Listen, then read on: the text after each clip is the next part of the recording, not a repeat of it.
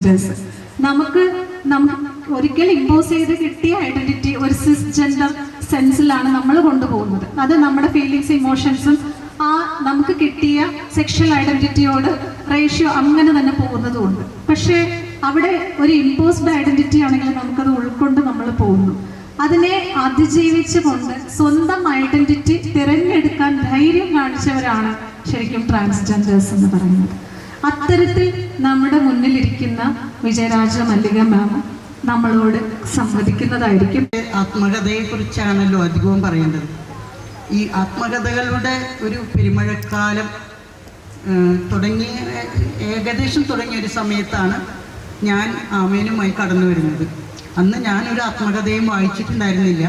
അപ്പോൾ ഒരു മുറിയിലിരുന്ന് ലാപ്ടോപ്പിലേക്ക് ഇംഗ്ലീഷിൽ ടൈപ്പ് ചെയ്തുകൊണ്ടിരുന്ന് അന്ന് രാത്രി പോയി കരയും. കാരണം ഒന്നും ദഹിച്ചിട്ടില്ല, അതൊക്കെ ട്രോമ ഇങ്ങനെ തുടരുകയായിരുന്നു. അപ്പോഴൊക്കെ ഞാൻ ജി ഉഷാകുമാരി എൻ്റെ കൂട്ടുകാരിയായിരുന്നു ഇപ്പോഴും. അപ്പോൾ വിളിച്ചു ചോദിച്ചു, എനിക്കൊരു ആത്മകഥ വായിക്കാനായിട്ട് വല്ല വഴിയുണ്ടോ എന്ന്. പറയുമ്പോൾ നിറയെ ആത്മകഥകൾ പ്രശസ്തരുടെയൊക്കെ ഇറങ്ങിക്കഴിഞ്ഞ ഒരു കാലഘട്ടമാണ്. പക്ഷെ ഞാൻ വായിച്ചിട്ടുണ്ടായിരുന്നില്ല. പക്ഷെ എനിക്ക് അങ്ങനെ ഒരു ബുക്കൊന്നും കിട്ടിയില്ല. പിന്നെ എൻ്റെ തനതായ രീതിയിൽ എനിക്കറിയാവുന്ന വിധത്തിലൊക്കെ എൻ്റെ ജീവിതമാണല്ലോ ഞാൻ എഴുതുന്നത്. അപ്പം അതേക്കുറിച്ചാണ് ഞാൻ ഒരു നിയോ ഹിസ്റ്റോറിസിസം പറയുമ്പോൾ തന്നെ അവർ സബോൾട്ടൺ ഹിസ്റ്ററി ആണല്ലോ മെയിനായിട്ട് പറയുന്നത്. അതിൻ്റെ നിയോ ഹിസ്റ്റോറിസിസത്തിൻ്റെ കുറേ പോയിന്റ്സ് ഉണ്ട്. നമ്മുടെ ആത്മകഥ അല്ലെങ്കിൽ നമ്മൾ എഴുതുന്നത് നമ്മുടെ ലിറ്ററേച്ചർ ഹിസ്റ്ററിയെ സ്വാധീനിക്കും, ഹിസ്റ്ററി ലിറ്ററേച്ചറിനെ സ്വാധീനിക്കും. അപ്പോൾ അതിൻ്റെ ഒരുപാട് ഉദാഹരണങ്ങളുണ്ട്. അപ്പോൾ ഈ സബോൾട്ടേൺ ലെവലിൽ പ്രശസ്തർ മാത്രം ആത്മകഥ എഴുതിയിരുന്ന ഒരു കാലഘട്ടത്തിൽ എന്നെപ്പോലെ ഒരാളൊക്കെ ഒരു ആത്മകഥ എഴുതുക എന്ന് പറഞ്ഞാൽ അത് ഡെയറിങ് ആണ്, വലിയൊരു വിപ്ലവം സൃഷ്ടിക്കുന്ന ഒരു കാലെടുത്ത് വെക്കലാണ്. പക്ഷെ ഈ നിയോ ഹിസ്റ്റോറിസിസം പഠിച്ചപ്പോഴാണ് മനസ്സിലായത് ഇന്ന് സബോൾട്ടൺ ഹിസ്റ്ററിയുടെ കാലമാണ്. ചരിത്രം പൂർണ്ണമാകണമെങ്കിൽ ഹിസ്റ്ററി മാത്രം പോരാ, ഹിസ് സ്റ്റോറി മാത്രം പോരാ, ഹെർ സ്റ്റോറി വേണം, അവർ സ്റ്റോറി വേണം, ദെയർ സ്റ്റോറി വേണം. അതിൽ എല്ലാ അംഗങ്ങളും പെടും. അപ്പോൾ അങ്ങനെ വന്നപ്പോൾ ഈ ചോദ്യത്തിൻ്റെ ഒരു ഉത്തരമായിട്ട് വരുന്നതാണ്, എന്താണ് ഞാനും ഒരു സ്ത്രീ എന്ന് പറയുന്നത്? സ്ത്രീ തന്നെയല്ലേ മഠങ്ങളിൽ, കന്യാസ്ത്രീ എന്നല്ലേ പറയുക എന്നുള്ള ലെവലിലുള്ള ആ ഒരു ചോദ്യത്തിന് ഒരു ഉത്തരം കൂടി, ഞങ്ങൾ അതിനുള്ളിൽ സ്ത്രീയാണോ പുരുഷനാണോ എന്ന് പോലും ഞങ്ങൾക്കറിയാത്ത വിധത്തിൽ, ഞങ്ങളുടെ ഐഡൻറ്റിറ്റി തന്നെ വ്യക്തമാകാത്ത വിധത്തിലുള്ള ഒരു ജീവിതമായിരുന്നു. കന്യാസ്ത്രീ ആണ്, ഒരു കോൺവെൻറ്റിലാണ് പോയതെങ്കിലും ഞങ്ങളും മനുഷ്യരാണ് എന്നുപോലും പുറമേയുള്ളവർക്ക് മനസ്സിലാകാത്ത വിധത്തിൽ ഒരു അടഞ്ഞ ജീവിതം. പബ്ലിക്കായിട്ട് ഞങ്ങൾ ടീച്ചറായിട്ടും പ്രിൻസിപ്പലൊക്കെ ആയിട്ടൊക്കെ പുറത്തു വരുന്നു, സൊസൈറ്റിയുമായിട്ട് സംവദിക്കുന്നുണ്ടെങ്കിലും ഞങ്ങളുടെ അകത്തെ ജീവിതം അതൊരു അടഞ്ഞ ജീവിതമാണ്. ആർക്കും അറിയില്ലായിരുന്നു. എന്നെക്കാൾ മുൻപ് 500 സിസ്റ്റേഴ്സോ ഒരു 5000 അച്ഛന്മാരോ പുറത്തിറങ്ങിയിട്ടുണ്ടായിരുന്നു. പക്ഷെ ഒരാളും ഒന്നും എഴുതിയില്ല. അവരവർ തടിതപ്പി രക്ഷപ്പെട്ടു എന്ന് മാത്രമേ ഉണ്ടായുള്ളൂ. ഞാൻ എന്തുകൊണ്ട് എഴുതി എന്ന് പറഞ്ഞാൽ അങ്ങനെ ഒരു വിപ്ലവം ഉണ്ടാക്കാൻ വേണ്ടി എഴുതിയതല്ല, ഒരു രക്ഷപ്പെടലിന് വേണ്ടി എഴുതിയതാണ്. കാരണം ബിഷപ്പ് പത്രത്തിൽ കൊടുത്ത വരി, അവരുടെ ഭാഗത്തുനിന്ന് ഒരു വരിയേ ഉണ്ടായുള്ളൂ. പക്ഷെ അതൊരു കോളത്തിലായിരുന്നു, എല്ലാവരും അത് ശ്രദ്ധിക്കുന്ന വിധത്തിലായിരുന്നു. ഞാൻ ഒരുപാട് കാര്യങ്ങൾ ചോദിച്ചതിന് ഉത്തരങ്ങൾ പറഞ്ഞതൊക്കെ പത്രത്തിൽ മുഴുവനും ഉണ്ടെങ്കിലും ഈ കോളത്തിലുള്ളത് എല്ലാവരും ശ്രദ്ധിക്കും. പ്രത്യേകിച്ച് ഒരു ബിഷപ്പാണ് പറയുന്നത്. അദ്ദേഹം ഇങ്ങനെയാണ് ഒരു വരി കൊടുത്തത്: മാനസിക രോഗം മൂലം സിസ്റ്റർ ജസ്മി മഠാംഗത്വവും പ്രിൻസിപ്പൽ പദവിയും ഉപേക്ഷിച്ച് പോകുന്നു എന്ന് വെച്ചാൽ മാനസിക രോഗം അതാണ് കാരണം. ഒരു മാനസിക രോഗിയെ ഒരു സമൂഹം സ്വീകരിക്കുമോ? ഒരു താമസിക്കാനൊരു സ്ഥലം കിട്ടുമോ? ഒരു ജോലി കിട്ടുമോ? സൗഹൃദം കിട്ടുമോ? ഇപ്പോൾ താളവട്ടവും തനിയാവർത്തനവും ഒക്കെ പോലെയുള്ള ഒരു മുദ്ര കുത്തപ്പെട്ടിട്ടാണ് സമൂഹത്തിലേക്ക് ഇറങ്ങുന്നത്. എനിക്ക് ഭ്രാന്തില്ല എന്ന് ഞാൻ എങ്ങനെ പറയും? അത് പറയാനാണ് ഞാൻ എൻ്റെ ലാപ്ടോപ്പ് അല്ലെങ്കിൽ എഴുത്തോല അല്ലെങ്കിൽ പേന അല്ലെങ്കിൽ ലാപ്ടോപ്പ് അത് ടൈപ്പ് ചെയ്യാനായിട്ട് ആരംഭിച്ചത്. എനിക്ക് ഭ്രാന്തില്ല എന്ന് മൈക്കിലൂടെ വിളിച്ചു പറഞ്ഞാൽ ഉടനെ എന്നെ ഭ്രാന്താശുപത്രിയിൽ കൊണ്ടുപോയി ഇടും എന്നുള്ളത് ഉറപ്പാണല്ലോ. അപ്പം ഇതൊരു വഴിയായതുകൊണ്ട് അത് തിരഞ്ഞെടുത്തതാണ്. അത് ഒരു പ്രതിരോധത്തിന് ഞാൻ കണ്ടെത്തിയ ഒരു മാർഗമായി മാറി എൻ്റെ ആത്മകഥ. അല്ലാതെ എനിക്ക് അകത്തുള്ളതെല്ലാം വിളിച്ചു പറഞ്ഞ് നാണം കെടുത്തണം അവരെ എന്നൊന്നും ഉദ്ദേശമില്ലായിരുന്നു. പക്ഷേ അറിയണമെന്നുണ്ടായിരുന്നു. സൊസൈറ്റിക്ക് ഒരു അവകാശമുണ്ട്. ഇങ്ങനെ മറയ്ക്കപ്പെട്ട ജീവിതങ്ങൾ ഉള്ളിൽ നടക്കുമ്പോൾ അതെന്താണെന്ന് അറിയാൻ ഒരു സോഷ്യൽ ഹ്യൂമൻ ബീയിങ് എന്നുള്ള നിലയ്ക്ക് അത് മനസ്സിലാക്കാൻ എനിക്ക് പറയേണ്ടി വന്നു, ഞാനും ഒരു സ്ത്രീയാണെന്ന്. അത് ആ ബുക്ക് എഴുതാൻ രണ്ടാമത്തെ പുസ്തകമാണ് ആമേൻ കഴിഞ്ഞിട്ട് വന്നത്.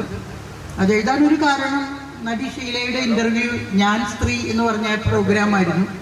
അതിനോടുകൂടി പ്രതികരിക്കാൻ വേണ്ടിയാണ് ഒരു ലേഖനം എഴുതിയതും. അക്കൂട്ടത്തിൽ എനിക്ക് സമയം കിട്ടാതിരിക്കുമോ എന്ന് പേടിച്ചിട്ട് പറയാണ്, ഞാൻ വേറൊരു പുസ്തകം കൂടി എഴുതിയിട്ടുണ്ട്, ദൈവത്തിൻ്റെ ജെൻഡർ. പലരും ചോദിച്ചു എന്താണ് ദൈവത്തിൻ്റെ ജെൻഡർ എന്ന്. ഞാൻ പറഞ്ഞു ദൈവത്തിൻ്റെ ജെൻഡർ ട്രാൻസ്ജെൻഡറാണ്. അത് ഞാൻ കൊടുത്ത അർത്ഥം ഇങ്ങനെയാണ്, transferring from one gender to the other. ഇടയ്ക്ക് ദൈവം അപ്പനാവും, ഇടയ്ക്ക് ദൈവം അമ്മയാവും ആവശ്യ സന്ദർഭങ്ങളിൽ. ഈ ട്രാൻസ്ഫറിങ് ആണ് അദ്ദേഹത്തിൻ്റെ ജെൻഡർ.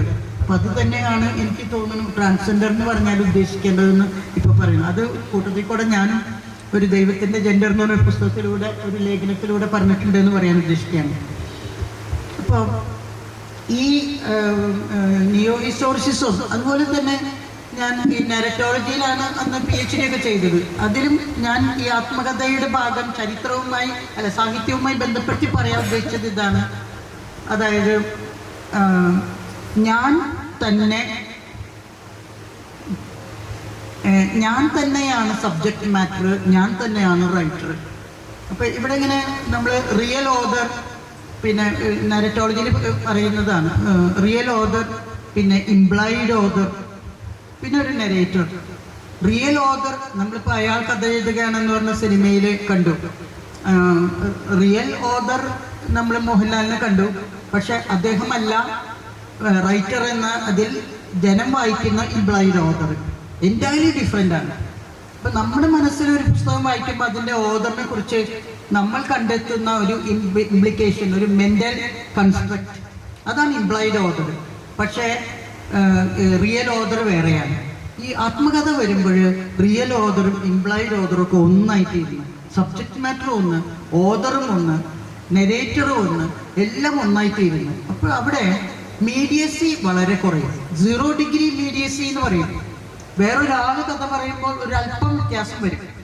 ഏതൊരു വാക്കും ഒരാൾ പറയുന്നതും അത് കേട്ടിട്ട് വേറൊരാൾ പറയുന്നതും തമ്മിൽ വ്യത്യാസം വരുമല്ലോ. അപ്പം മീഡിയസി വരുമ്പോൾ അതിൽ കുറച്ച് റിയാലിറ്റിയുടെ അല്ലെങ്കിൽ ആ ട്രൂത്തിൻ്റെ കുറവ് വരാൻ സാധ്യതയുണ്ട്.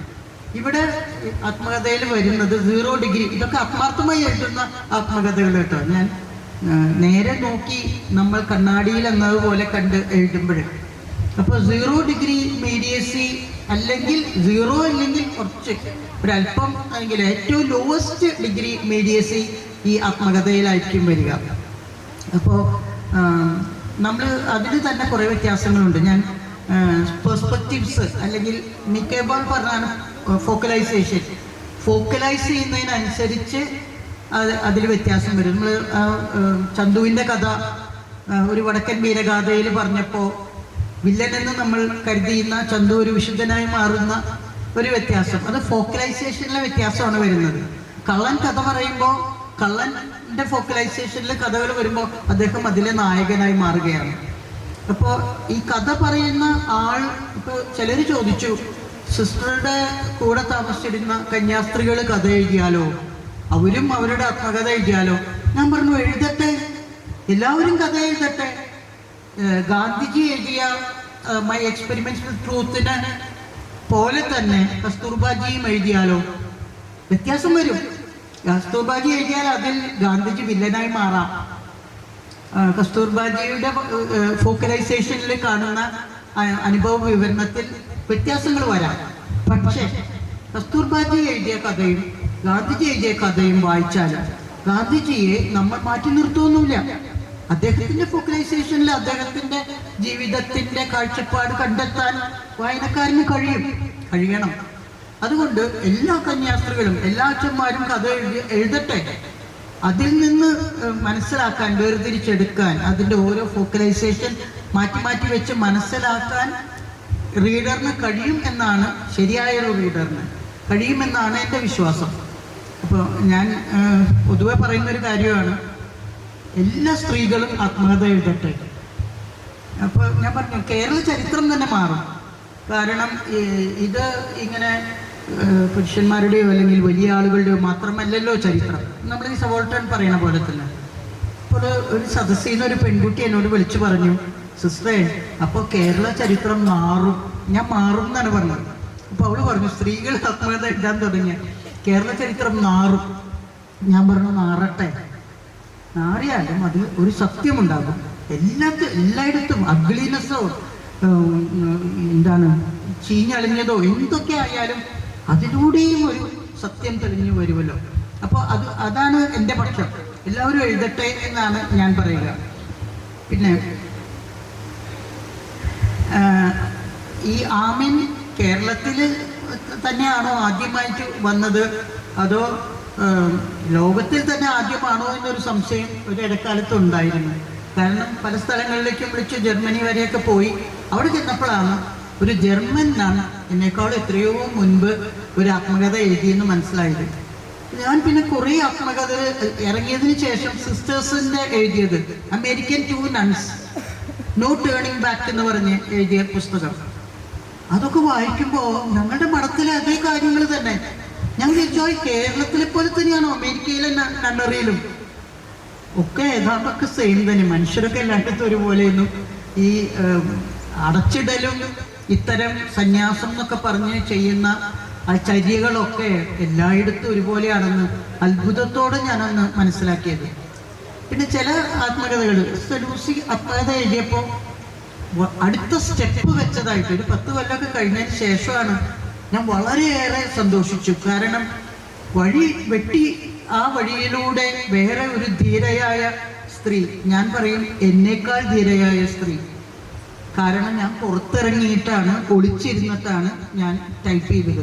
അല്ലെങ്കിൽ ഇത് വെളിച്ചം കാണില്ല. അതേസമയം സിസ്റ്റർ അകത്തിരുന്ന് ഫൈറ്റ് ചെയ്തത്. ഞാൻ പറയാണ്, അടുത്ത തലമുറ നമുക്ക് പ്രതീക്ഷ വയ്ക്കാം, മുന്നേറുകയാണ്.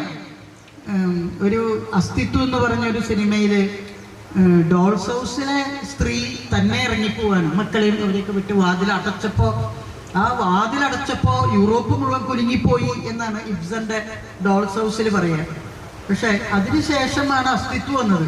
അതില് ഇതുപോലെ തന്നെ ഒരു വീട്ടമ്മ മകനും ഭർത്താവും ഒക്കെ പീഡിപ്പിച്ചിട്ട് ആ ഒരു സിറ്റുവേഷനിൽ ഇറങ്ങിപ്പോകുമ്പോൾ മകൻ കല്യാണം കഴിക്കാൻ പോകുന്ന പെൺകുട്ടി വുഡ്ബി, അവൾ വരികയാണ്. അമ്മായിമ്മയുടെ കൂടെ ഞാനും ഉണ്ട്, വുഡ്ബി അമ്മായിമ്മയാണ്, ഞാനും ഉണ്ട് എന്ന് പറഞ്ഞ് ഇറങ്ങുന്നത് അതൊരു അടുത്ത സ്റ്റെപ്പാണ്.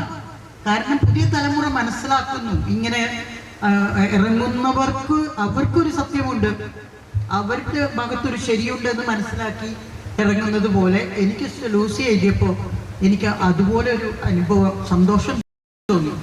ഇനിയും ഒരുപാട് പേര് ഇപ്പോൾ സിസ്റ്റർ ലൂസി എവിടെയാണെന്നുള്ളൊരു ചോദ്യം വന്നപ്പോൾ ഞങ്ങൾ റിലേറ്റ് ചെയ്യുന്നുണ്ട്. ഇപ്പോഴും അത് LLBക്ക് പഠിച്ചുകൊണ്ടിരിക്കുകയാണ്. അത് കഴിഞ്ഞ് ഇറങ്ങി വന്നിട്ടായിരിക്കും അടുത്ത യുദ്ധം. സ്വയം കോടതികളിൽ കയറി യുദ്ധം ചെയ്യാനായിട്ട് പ്രാപ്തയാകട്ടെ. ഒരു ചെറിയ വ്യത്യാസം മാത്രം, അദ്ദേഹം സിസ്റ്റർ ലൂസിയുടെ പുസ്തകം കേട്ടെഴുത്തായിട്ടാണ് എഴുതിയത്.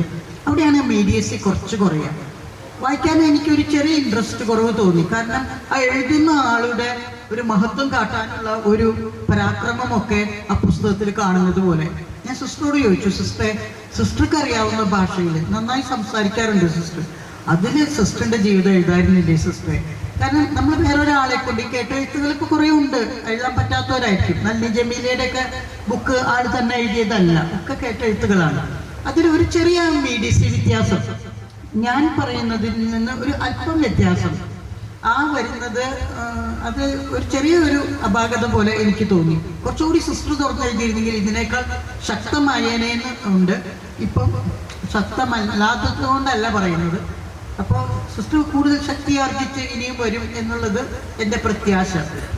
ഞാനെന്താ പറയുന്നതെന്ന് വെച്ചാൽ ആ ധീരത ഞങ്ങൾക്ക് പറ്റില്ല. CMCയുടെ ഉള്ളിലൊന്നും എഴുതിയവരൊന്നും അവിടെ വെച്ചേക്കില്ല. അപ്പോൾ സാധിക്കാത്തൊരു കാര്യമാണ്. Sister Lucy ക്ലാരയാണ്. ക്ലാരക്കാർക്കൊരു അല്പം കൂടി ഫ്രീഡം ഉള്ളതുപോലെ എനിക്ക് തോന്നാറുണ്ട്. അപ്പോൾ സിസ്റ്റർക്ക് അകത്തിരുന്നിട്ട് എഴുതാനും എഴുതുക മാത്രമല്ല അതിന് മുൻപേ തന്നെ ഫൈറ്റ് അത് തുടരാനും അത് മനസ്സിലാക്കിപ്പിക്കാനും സിസ്റ്റർ ചെയ്യുന്നത് എന്താ വെച്ചാൽ ഇനിയും ഞാൻ ഇതിനുള്ളിൽ നിന്ന് തന്നെ ഫൈറ്റ് ചെയ്യും. അതാണ് വേണ്ടത്, എനിക്ക് പറ്റാത്തൊരു കാര്യമാണ്. അപ്പോൾ അതുപോലെ ഫൈറ്റ് ചെയ്യാൻ പലർക്കും പറ്റുന്നില്ല. ഞാൻ ട്രാൻസ്ലേറ്റ് ചെയ്തുകൊണ്ടിരിക്കുന്നത് ഹാപ്പിലി ഡിവോഴ്സ്ഡ് എന്ന് പറഞ്ഞ പുറത്താരോടും ഇതുവരെ പറഞ്ഞിട്ടില്ല, പറയണ്ടെന്നൊരു പറഞ്ഞതുകൊണ്ട് നിങ്ങൾ അറിഞ്ഞുകൊണ്ട് കുഴപ്പമില്ല. അതിൽ അവരുടെ അതേ അനുഭവം തന്നെ എനിക്കും. ഈ കുടുംബങ്ങളിൽ ഈ ഇറങ്ങിപ്പോയവർ അല്ലെങ്കിൽ അവരനുഭവിച്ചത് എൻ്റെ ഒരു സ്റ്റുഡൻ്റ് ആയിരുന്നു സുധ PS. അവളൊരു സമയത്തൊരു ലേഖനം എഴുതിയതാണ്, സിസ്റ്റർ ദശമിയുടെ ഇറങ്ങിപ്പോക്കും പല ഡിവോഴ്സിന് ഇറങ്ങുന്നവരും തമ്മിൽ ഒരു വ്യത്യാസവുമില്ല. അവർക്ക് വേണമെങ്കിൽ ഒരു അമ്മായിമ്മയായിരിക്കും ഉണ്ടായിട്ടുണ്ടാവും, അല്ലെങ്കിൽ 2 അമ്മായിമ്മമാരോ മറ്റോ, അല്ല ഒരു അമ്മായിമ്മയും കുറച്ച് നാത്തൂന്മാരും. എനിക്കൊരു 19 നാത്തൂന്മാരും ഒരു 5-8 അമ്മായിമ്മമാരും ഉണ്ടായിരുന്നു എന്നുള്ള ഒരു വ്യത്യാസം. ആ ഫൈറ്റ് കുറച്ചുകൂടി തീവ്രമാക്കേണ്ടി വന്നു, രഹസ്യമാക്കേണ്ടി വന്നു.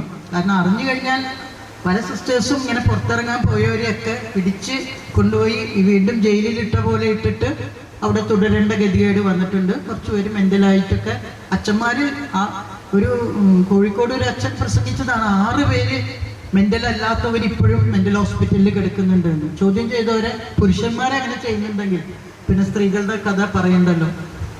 അപ്പോൾ ഇങ്ങനെ ഞാൻ കുറച്ച് പോയിന്റ്സ് ആയിട്ട് ഇപ്പം ഞാൻ ഇത് ഓട്ടോഗ്രാഫി മാത്രമല്ല, ഈ ഓട്ടോബയോഗ്രഫിയും സാഹിത്യവും തമ്മിൽ അതെനിക്ക് അത്ഭുതം തോന്നിയത് വയലാർ അവാർഡിനെ ആദ്യത്തെ ചെറിയ ജഡ്ജ്മെൻറ്റിന് എനിക്കും ലെറ്റർ വരാറുണ്ട്. അപ്പോൾ ചിലർ പറഞ്ഞു നമുക്ക് ശ്രീകുമാരൻ തമ്പിക്ക് ഒരു അവാർഡ് എന്തായാലും കൊടുക്കണം, പാട്ടുകളും പിന്നെ അദ്ദേഹം ഇപ്പോൾ ആത്മകഥ എഴുതിയല്ലോ. അപ്പോൾ നമ്മൾ അതിൽ ആത്മകഥയ്ക്ക് പറഞ്ഞിട്ടില്ലല്ലോ, അതുകൊണ്ട് എനിക്ക് എഴുതാൻ പറ്റിയില്ല. പക്ഷെ അദ്ദേഹത്തിനാണ് ആ വർഷം കിട്ടിയത്. അതിനവർ പറഞ്ഞതാണ് ആത്മകഥ എന്ന് പറയുന്നതും സാഹിത്യമാണ് എന്ന് ഉറപ്പിച്ചും തറപ്പിച്ചും പറയാണ്. അപ്പോൾ ബയോഗ്രഫിയും ജീവചരിത്രങ്ങളും ആത്മകഥകളും ഒക്കെ സാഹിത്യത്തിൻ്റെ ഭാഗമാകാണ്. കാരണം മനുഷ്യർ അനുഭവിച്ച കാര്യങ്ങൾ പറയുന്നതാണ് സാഹിത്യം. അതിൽ ഭാവന കലർത്താതെയും ചെയ്യാം. നമ്മൾ പറയും വൈക്കാരിയസ് പ്ലെഷർ ആണ് വായനയിലൂടെ നമുക്ക് കിട്ടുക. മല കയറുന്ന ഒരാളുടെ അനുഭവ കഥ അല്ലെങ്കിൽ സ്പേസിൽ പോയ ഒരു ആ പുരുഷൻ്റെയോ സ്ത്രീയുടെയോ കഥ നമ്മൾ വായിക്കുമ്പോൾ നമുക്ക് തോന്നും നമുക്കൊന്നും ചെയ്യാൻ പറ്റാത്തതാണ്, പക്ഷെ നമ്മൾ അവരിലൂടെ നമ്മൾ അവിടേക്ക് എത്തും. ഇങ്ങനെയാണ് വൈക്കാരിയസ് പ്ലെഷർ, അതാണ് റീഡിങ്ങിലൂടെ കിട്ടുന്നത്. അപ്പോൾ മഠത്തിൽ പോകണമെന്നില്ല ഈ അനുഭവങ്ങൾ അറിയാൻ, ഇങ്ങനെയുള്ള പുസ്തകങ്ങൾ വായിച്ചാൽ മതി. അതുപോലെ ട്രാൻസ്ജെൻഡർ അനുഭവങ്ങൾ അറിയണമെങ്കിൽ ഈ അനുഭവ കഥകൾ വായിച്ചാൽ മതി. അത് ഓട്ടോബയോഗ്രഫി ആണെങ്കിലും എല്ലാം സാഹിത്യത്തിൻ്റെ ഭാഗമാണ് എന്നുള്ളത്. ഇതിന് ഈവൻ ഓട്ടോ എത്നോഗ്രഫി എന്ന് വരെ പറയുകയാണ്. ഒരു രാജ്യത്തിൻ്റെ അല്ലെങ്കിൽ ഒരു നാടിൻ്റെ പ്രതിഫലനം കൂടി ഈ ആത്മകഥകളിലൂടെ വരുന്നുണ്ട്. കൃത്യം അവർ പറഞ്ഞില്ലെങ്കിലും നമുക്ക് ആ ഒരു ചുറ്റുപാടും ആ നാടും അവിടുത്തെ സംസ്കാരവും ഒക്കെ മനസ്സിലാക്കാൻ പറ്റും. ഇപ്പൊ ജർമ്മനിയിൽ പോയപ്പോൾ ഒരു ജർമ്മൻ ആണ് മജല ലെൻസൺ അല്ലെങ്കിൽ സിസ്റ്റർ മരിയ ലോഡ. ആൾ എഴുതിയത് ഇങ്ങനെയാണ്, God forbid why I cannot be a nun any longer. എന്തുകൊണ്ടാണ് എനിക്കൊരു കന്യാസ്ത്രീയെ തുടരാൻ പറ്റാത്തത് ദൈവമേ എന്ന് പറഞ്ഞിട്ടുള്ള ഒരു പുസ്തകമാണ് എഴുതിയത്. അത് ജർമ്മൻ ഭാഷയിലാണ് എഴുതിയത്. ഞാൻ ഇമെയിൽ വഴി ബന്ധപ്പെട്ടു സിസ്റ്ററോട്. ഞാൻ പറഞ്ഞു, സിസ്റ്ററെ ഒന്ന് ആള് ഭയങ്കര സോഷ്യൽ വർക്കിലാണ് ഇപ്പോൾ, ദയവ് ചെയ്ത് അതൊന്ന് ഇംഗ്ലീഷിലാക്കി തരുമോ, ഞാൻ പിന്നെ അത് മലയാളത്തിലാക്കിക്കോളാം. അപ്പോൾ എനിക്ക് സമയമില്ലാതെ സിസ്റ്ററെ, ഞാൻ ഓടി നടന്ന് പ്രവർത്തിച്ചുകൊണ്ടിരിക്കുകയാണ് എന്ന് പറഞ്ഞു. അപ്പോൾ എന്നെങ്കിലും സിസ്റ്റർ ഇനി റെസ്റ്റ് ചെയ്യാനായിട്ട് ആ പ്രവർത്തനങ്ങളിൽ നിന്നൊക്കെ ഒന്ന് മാറി വരികയാണെങ്കിൽ നമുക്ക് അങ്ങനെ ഒരു പുസ്തകം കൂടി, ജർമ്മനിയിലുള്ളൊരു സിസ്റ്റർ കൂടി വിഷമിച്ച സിസ്റ്റർ തനിയാണ് എഴുതിയിരിക്കുന്നത്. അപ്പോൾ അതായിരിക്കാം ലോകത്തിലെ ആദ്യത്തെ ഓട്ടോബയോഗ്രഫി. പിന്നെ ഞാൻ തമിഴ്നാട്ടിൽ ചെന്നപ്പോൾ അവിടെ തമിഴിലെ ആമേൻ ഇറങ്ങുന്നതിനെ നമ്മളെ വിളിച്ചിട്ടുണ്ടായിരുന്നു. അവരാണ് അതിൻ്റെ ട്രാൻസ്ലേഷനൊക്കെ ചെയ്തത്. ചെന്നപ്പോഴാണ് സക്കറിയ സാറ്, പോൾ സക്കറിയ സാറ് ആണ് അതിൻ്റെ പരിപാടിക്കുണ്ടായിരുന്നത്. അപ്പം അദ്ദേഹം പറഞ്ഞു, അവിടെ ബാമ ഫൗസ്തീന എഴുതിയിട്ടുള്ള കറുക്ക് എന്ന് പറഞ്ഞ പുസ്തകം പനമുള്ള് എന്ന് പറഞ്ഞ് മലയാളത്തിൽ DC പബ്ലിഷ് ചെയ്തിട്ടുണ്ട്. അപ്പോൾ പറഞ്ഞു അതാണ് കേരളത്തേക്കാൾ വെട്ടിച്ചു തമിഴ്നാട്, അതാണ് ആദ്യത്തെ ഒരു കന്യാസ്ത്രീ ആത്മകഥ എഴുതിയത് എന്ന് പറഞ്ഞു. അപ്പം ഞാനത് തിരുത്തി പറഞ്ഞു, അല്ല അതിൽ നോവൽ രൂപത്തിൽ എഴുതിയത്. ആത്മകഥയുടെ രൂപത്തിൽ എഴുതാൻ ആ കുട്ടിക്ക്, ആ ആദിവാസി കന്യാസ്ത്രീക്ക് ധൈര്യമില്ലാതെ പോയി. ധൈര്യം കിട്ടില്ലല്ലോ, അങ്ങനെയാണല്ലോ സൊസൈറ്റി നമ്മളെ ഞെക്കി ഞെരുക്കി. അതുകൊണ്ട് ഒരു നോവൽ രൂപത്തിൽ എഴുതിയത്. ഞാൻ പറയും, പൊതുവെ സ്ത്രീകൾക്ക് എഴുതാൻ എളുപ്പമുള്ളത് tropes, literary tropes that can be used by women എന്ന് പറഞ്ഞിട്ട് ഞാനൊരു ലേഖനം എഴുതിയിരുന്നു. അതിൽ ഞാൻ പറയും, ഡയറി എഴുതാനും ലെറ്റർ എഴുതാനും കൂടിയാൽ ഒരു ആത്മകഥ എഴുതാനും ഉള്ള ധൈര്യം സ്ത്രീകൾക്ക് എന്തായാലും കിട്ടും. അത് ഡയറി എഴുതുമല്ലോ, അപ്പോൾ അങ്ങനെ എഴുതാൻ കിട്ടും. അത് ഉപയോഗിക്കുമ്പോൾ ഒരു ഗുണം, നമ്മളൊരു നോവൽ എഴുതി എന്തെങ്കിലും ഒരു സെക്സ് എഴുതിയാൽ, Arundhati Roy God of small തിങ്സിൽ സെക്സ് എഴുതിയെന്നും അത് പോണോഗ്രഫി ആണെന്നും വരെ പറഞ്ഞു. സമയം മുമ്പ് പറയണേ. പോണോഗ്രഫി ആയി എന്ന് പറഞ്ഞിട്ട് കാലിക്കറ്റ് യൂണിവേഴ്സിറ്റിയിൽ എൻ രാമേന്ദ്രൻ നായർ സാറൊക്കെ പറഞ്ഞപ്പോൾ ഞാനാണെന്ന് എണീറ്റിരുന്ന് യുക്തയുമായി വാദിച്ചു. ഞാൻ പറഞ്ഞത് പുരുഷൻ എഴുതാൻ നിങ്ങൾക്ക് കുഴപ്പമില്ല, അതൊരു അരുന്ധതി റോയ് എഴുതിയതാണ് പ്രശ്നമായത് അല്ലേ എന്ന് ചോദിച്ചപ്പോൾ സാറ് തിരിച്ച് എന്നോട് ചോദിച്ചു, അത് സിലബസിൽ വന്നാൽ സിസ്റ്റർ പഠിപ്പിക്കുമെന്ന് ചോദിച്ചു. ഞാൻ പറഞ്ഞു, ഞാൻ സുന്ദരമായി പഠിപ്പിക്കും. അങ്ങനെയാണ് പിന്നീട് അത് സിലബസിൽ വന്നു. അതെനിക്ക് തന്നെ തന്നു, വിമല കോളേജിൽ അവർ എനിക്ക് തന്നെ തന്നു. അതിനാ ലാസ്റ്റ് ചാപ്റ്ററിനൊക്കെ ഞാൻ പറഞ്ഞത്, ഒരു ഗോഡ് ആൻഡ് ഗോഡസ് തമ്മിൽ കണ്ടുമുട്ടുന്ന ആ അത്ര ദിവ്യമായ മുഹൂർത്തങ്ങളാണ് ലാസ്റ്റ് ബട്ട് വൺ ചാപ്റ്റർ. അങ്ങനെയാണ് ഞാൻ അവതരിപ്പിച്ചത്. അത്രയും നല്ല കാര്യങ്ങൾ പോലും സ്ത്രീ നോവൽ രൂപത്തിൽ എഴുതിയാൽ അപ്പം പ്രശ്നമായി. ഓട്ടോബയോഗ്രഫിയിൽ എഴുതിയിട്ട് പ്രശ്നമില്ല എന്നല്ല, എനിക്ക് ബാംഗ്ലൂർ ഇവന്റിനെ കുറിച്ചൊക്കെ ഇഷ്ടം പോലെ അസഭ്യവാക്കുകളും കാര്യങ്ങളും കമൻസും ഒക്കെ കിട്ടിക്കൊണ്ടിരിക്കുന്നു. ഇപ്പൊ കുറച്ച് കുറവുണ്ട് കേട്ടോ, എന്തോ എല്ലാവരും കുറെയൊക്കെ മറന്നുപോയി. ഇപ്പൊ നിങ്ങളൊക്കെ ഓർക്കുന്നുള്ളൂ, മറന്നുപോയിക്കാണ് മറ്റുള്ളവർ. അപ്പോ ഒരു കാര്യം പറയാം, ഉണ്ടായതേ ഞാൻ എഴുതിയത് സത്യം, അങ്ങനെ ഒരു പറയാൻ. മറ്റത് ഭാവനയാണ്. അവളതൊക്കെ ഭാവനയിൽ കണ്ടിട്ട് ഓരോ തോന്നിയാസം എഴുതി എന്നൊക്കെ ഉള്ള മറ്റിലായി മാറും.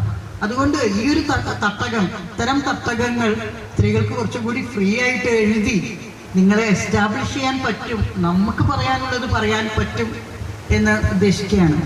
ഇവിടെ ശ്രദ്ധിക്കേണ്ട ഒരു കാര്യമുണ്ട്. അടൂർ ഗോപാലകൃഷ്ണന്റെ അനന്തരത്തിലൂടെ പറയുന്നുണ്ട്, ബിവെയർ ഓഫ് ലാക്കുന ഓർ ആബ്സെൻസസ്, വിട്ടുപോകുന്നത്. അനന്തരത്തിൽ കാണുന്നത്, ആദ്യം കഥ പറയുമ്പോൾ അതില് വില്ലൻ മമ്മൂട്ടിയാണ്, നമ്മളെ സിനിമയിലാണല്ലോ അത് കാണുന്നത്. അപ്പോൾ അവൻ്റെ പേരെന്താണ്, നായകൻ മറന്നുപോയി. അപ്പോൾ നായകൻ അവിടെ വളരെ നല്ലവൻ, മമ്മൂട്ടി വില്ലൻ, ചേട്ടൻ ആയിട്ടുള്ളത്. രണ്ടാമത് കഥ പറയുമ്പോഴാണ് നമുക്ക് മനസ്സിലാകുന്നത്, സത്യത്തിൽ നായകൻ മമ്മൂട്ടിയും വില്ലൻ ഈ നായകൻ പോലെ കഥ പറയുന്നവനുമാണ്. എന്താണ് അങ്ങനെ പ്രശ്നം വന്നത്? ലാക്കുന, കുറെ ഭാഗങ്ങൾ വിട്ടുകളഞ്ഞു. അവനെ കുറച്ച് മെന്റലായിരുന്നു. ചെറുപ്പം തുടങ്ങി ഒറ്റയ്ക്കുള്ള ഓസ്ട്രാസിസം അങ്ങനെയുള്ള ജീവിതം കാരണം ഒരല്പം മെന്റലായവനാണ് ഈ കഥ പറയുന്നത്. അതുകൊണ്ട് കുറെ ഭാഗങ്ങൾ വിട്ടുപോയി. തെറ്റിദ്ധാരണകളുണ്ടായി. അവൻ പ്രണയിച്ച പെണ്ണിനെയാണ് മമ്മൂട്ടി വിവാഹം കഴിച്ചു കൊണ്ടുവന്നിരിക്കണേ എന്ന് അവൻ തെറ്റിദ്ധരിച്ചതാണ്. ശരിക്കല്ല, അത് വേറെ സ്ത്രീയാണ്. അപ്പൊ ഇതൊക്കെ പറഞ്ഞു കഴിഞ്ഞപ്പോൾ നമുക്ക് മനസ്സിലായി, നേരെ മറിഞ്ഞുപോയി. ഫോക്കലൈസേഷൻ പോലെ വന്നിട്ടുള്ള ഒരു അപകടമാണ് ലാക്കുന. ഇത് ആത്മകഥകളിൽ വന്നാൽ പലതും വിട്ടു പോയാൽ കഥ ആകെ തിരിഞ്ഞു മറിയും. നമ്മൾ ഈ വളപ്പൊട്ടുകള് കാലിഡോസ്കോപ്പ് പോലത്തെ സാധനത്തിൽ ഇട്ട് നോക്കി തിരിച്ച് പല പാറ്റേണുകൾ കാണുന്നത് പോലെ ഒരേ കാര്യങ്ങളായിരിക്കാം, പക്ഷെ ഒന്നുകിൽ അതിൽ ലാക്കുന സംഭവിക്കാം, അല്ലെങ്കിൽ ഫോക്കലൈസേഷൻ മാറിപ്പോവാം. അപ്പോൾ അതിൽ കഥ തന്നെ ആകെ മാറിപ്പോകും. അപ്പോൾ നിങ്ങൾ വിട്ടുകളഞ്ഞിട്ടുണ്ടോ എന്നുള്ള ചോദ്യം എനിക്കും വന്നിട്ടുണ്ട്, എന്നോട് ചോദിച്ചിട്ടുണ്ട്. അപ്പോൾ പറയാനുള്ള ഒരു ഉത്തരം, അതിലെ ഒരു ഡയറി എഴുതുമ്പോൾ തന്നെ 24 മണിക്കൂറും നമ്മൾ റെപ്രസെന്റ് ചെയ്യില്ലല്ലോ, പിക്ക് ആൻഡ് ചൂസ് ചെയ്യുമല്ലോ. അപ്പോൾ അത് ചെയ്യാൻ നിവൃത്തിയില്ല. അതിൽ മറ്റുള്ളവർക്ക് അപകടമുണ്ടാകുന്ന വിധത്തിലുള്ള ഇവേഷൻസ്, ആബ്സെൻസസ്, ലാക്കുന ഉണ്ടാകാതെ നമ്മൾ നോക്കണം. പിന്നെ സത്യസന്ധത. ആമീന് ഒരൊറ്റ വിജയം. ഫസ്റ്റ് ഇയർ ആമീനായിരുന്നു the best seller. Second year ഈ ജേർണലിസ്റ്റ് അന്വേഷിക്കുമല്ലോ, December 30 ഒക്കെ ആവാറായപ്പോൾ അവരന്വേഷിച്ചപ്പോൾ സെക്കൻഡ് ഇയറും അതാണ് ബെസ്റ്റ് സെല്ലർ. അപ്പൊ എന്നോട് വിളിച്ചു ചോദിച്ചു, ഇത് എന്താ സിസ്റ്റർ കഥ, ഇതെന്താ 2 കൊല്ലവും ബെസ്റ്റ് സെല്ലറായി ആമീൻ നിൽക്കുന്നത്? അപ്പൊ ഞാൻ പറഞ്ഞു, അത് ജീസസ് ജീസസിൻ്റെ കയ്യൊപ്പുള്ള പുസ്തകം എന്നാണ് ഞാൻ പറഞ്ഞത്. അല്ലെങ്കിൽ ഒരു ദൈവത്തിൻ്റെ അല്ലെങ്കിൽ ഒരു ശക്തിയുടെ കയ്യൊപ്പുള്ള പുസ്തകം എന്ന് ഞാൻ പറയാൻ കാരണം, അതിൽ ഓരോ വാക്കും എടുത്ത് നിങ്ങളൊന്ന് ഞെക്കി നോക്കിയാൽ അതിൽ സത്യമേ കാണൂ എന്ന് എനിക്ക് ഉറപ്പുള്ളത്. എന്തുകൊണ്ടാന്ന് വെച്ചാൽ, ഞാൻ ഒരു ദൈവത്തിൻ്റെ മുന്നിലിരുന്നാണ് ആരും അറിയാതെ ലാപ്ടോപ്പിൽ ടൈപ്പ് ചെയ്ത് കരഞ്ഞുകൊണ്ടിരുന്നത്. അപ്പോൾ അതിലൊരു വാക്ക് മാറ്റിയാൽ, ഇപ്പോൾ പെഗ്വിൻ വന്ന് ചില മാറ്റങ്ങൾ വരുത്താൻ അവർ എഡിറ്റ് ചെയ്യാനായിട്ട് വന്നപ്പോൾ ഒരു വാക്ക് മാറ്റാൻ ഞാൻ സമ്മതിച്ചില്ല. ഞാൻ എഡിറ്റിങ് കുറച്ചും കൂടി എഴുതൂ, അന്ന് കേട്ട ചെറുപ്പത്തിൽ കേട്ട കഥകൾ, കാറ്റീസം ക്ലാസ്സിൽ കേട്ട കഥകൾ അങ്ങനെയൊക്കെ ചോദിച്ചത് കൊടുത്തു. പക്ഷെ ഞാൻ എഴുതിയതിൽ നിന്ന് എന്തെങ്കിലും ഒരു വാക്ക് മാറ്റാൻ ഞാൻ സമ്മതിച്ചില്ല. അതുപോലെ മലയാളത്തിൽ നിന്ന് ഇംഗ്ലീഷിൽ നിന്ന് മലയാളത്തിലേക്ക് ട്രാൻസ്ലേറ്റ് ചെയ്യാൻ ആദ്യം ശ്രമിച്ചത് ആശയാണ്, അഡ്വക്കേറ്റ് ആശ. അപ്പം ആശ ചില വരികൾ എഴുതിയപ്പോൾ എനിക്ക് മലയാളത്തിൽ എഴുതാൻ എന്നോട് പറഞ്ഞത്, എനിക്ക് ആ ട്രോമ ഒരിക്കൽ കൂടി സഹിക്കാൻ പറ്റാതെ ഞാൻ വിഷമിച്ചതുകൊണ്ട് ഞാൻ പറഞ്ഞു, അയ്യോ എനിക്ക് പറ്റുന്നില്ല എന്ന് പറഞ്ഞു. അത് കഴിഞ്ഞ് ഇതിന് വ്യത്യാസങ്ങൾ വന്നു തുടങ്ങിയപ്പോൾ ഞാനൊരു റെഡിങ് എടുത്തു. ഞാനൊരു ടീച്ചറായി മാറി. എന്നിട്ട് ഞാൻ വരച്ചു തുടങ്ങി. റെഡിങ് ഏതാണ്ട് കോമ്പോസിഷൻ കറക്റ്റ് ചെയ്യുന്ന പോലെ. അപ്പൊ എന്താ എല്ലാം ഇങ്ങനെ വെട്ടി മാറ്റണേ സിസ്റ്ററെ എന്ന് ആശ ചോദിച്ചപ്പോൾ ഞാൻ പറഞ്ഞു, എൻ്റെ മദർ ഇങ്ങനെ സംസാരിക്കില്ല, എൻ്റെ വൈസ് പ്രിൻസിപ്പൽ ഇങ്ങനെയല്ല പെരുമാറുക. അതിനുള്ളിലുള്ളവർക്കല്ല അത് മനസ്സിലാവുള്ളൂ. അപ്പൊ ഈ വെട്ടി മാറ്റിയത് എന്തിനാണ് അങ്ങനെ വെട്ടി മാറ്റിയത്? 1% പോലും അതിൽ അസത്യമോ എന്തെങ്കിലും ഇല്ലായ്മയോ കടന്നു വരരുതെന്ന് നിർബന്ധമുള്ളത് കൊണ്ട്. നമ്മൾ പ്യുവർ കുമ്പസാരമുണ്ട്, അല്ലാത്ത കള്ള കുമ്പസാരങ്ങളും ഉണ്ട്. ഞങ്ങളൊക്കെ പഠിച്ചിരിക്കുന്നത് ശരിയായ കുമ്പസാരങ്ങളാണ്. അതുപോലെ അവിടെ മഠത്തിലൊക്കെ എണീറ്റ് നിന്ന് പാപമേറ്റു പറയലൊക്കെ ഉണ്ട്. എൻ്റെ ബാച്ചിലൊക്കെ ഉള്ളവരും ഞങ്ങളൊക്കെ ഉള്ള സത്യം പോലെ തന്നെ എണീറ്റ് നിന്ന് ഇന്ന കാര്യത്തിൽ ഞാൻ തെറ്റ് ചെയ്തു പോയി എന്ന് പറഞ്ഞ് എല്ലാവരെയും മുൻപിൽ വെച്ച് പറയണം. അങ്ങനെ ചെയ്തില്ലെങ്കിൽ എന്തായാലും കാര്യം? ഒരു പ്രഹസനമാക്കി മാറ്റിയിട്ട് എന്താണ് കാര്യം? അതേ മനസ്സ് തന്നെയാണ് ഇത് എഴുതുമ്പോഴും ഉണ്ടായിരുന്നത്. അപ്പോൾ അങ്ങനെ ആയാൽ മാത്രമാണ് നമുക്ക് നീതി പുലർത്താൻ കഴിയുള്ളൂ. ഈ പറഞ്ഞ ലാക്വിന ആബ്സെൻസസ് ഇല്ലാതെ നോക്കുക, ഫോക്കലൈസേഷൻ മാറിപ്പോവാതിരിക്കാൻ നോക്കുക, അങ്ങനെയുള്ള ആത്മകഥകളാണ് ഞാൻ പറയുന്ന ഈ സാഹിത്യത്തിലെ ഈ ചരിത്രത്തിൻ്റെയൊക്കെ ഭാഗമാക്കാൻ നമുക്ക് പറ്റുള്ളൂ. അല്ലെങ്കിൽ പൊള്ളയായ ചരിത്രങ്ങൾ ധാരാളം എഴുതി നമ്മുടെ ചരിത്രങ്ങളൊക്കെ കുറേ വികലമായിട്ടുണ്ടല്ലോ. അതൊക്കെ തിരുത്താൻ പോലും പറ്റാത്ത വിധത്തിൽ ഇപ്പോഴും ആയിക്കൊണ്ടിരിക്കുന്ന പോലെ ഒരു ആത്മകഥ ആവരുത്. ഇനി എന്തെങ്കിലും പറയാനുണ്ടോ? ചോദ്യത്തിൽ എന്തെങ്കിലും ഞാൻ സ്പർശിക്കാതെ ഉള്ളതുണ്ടോ?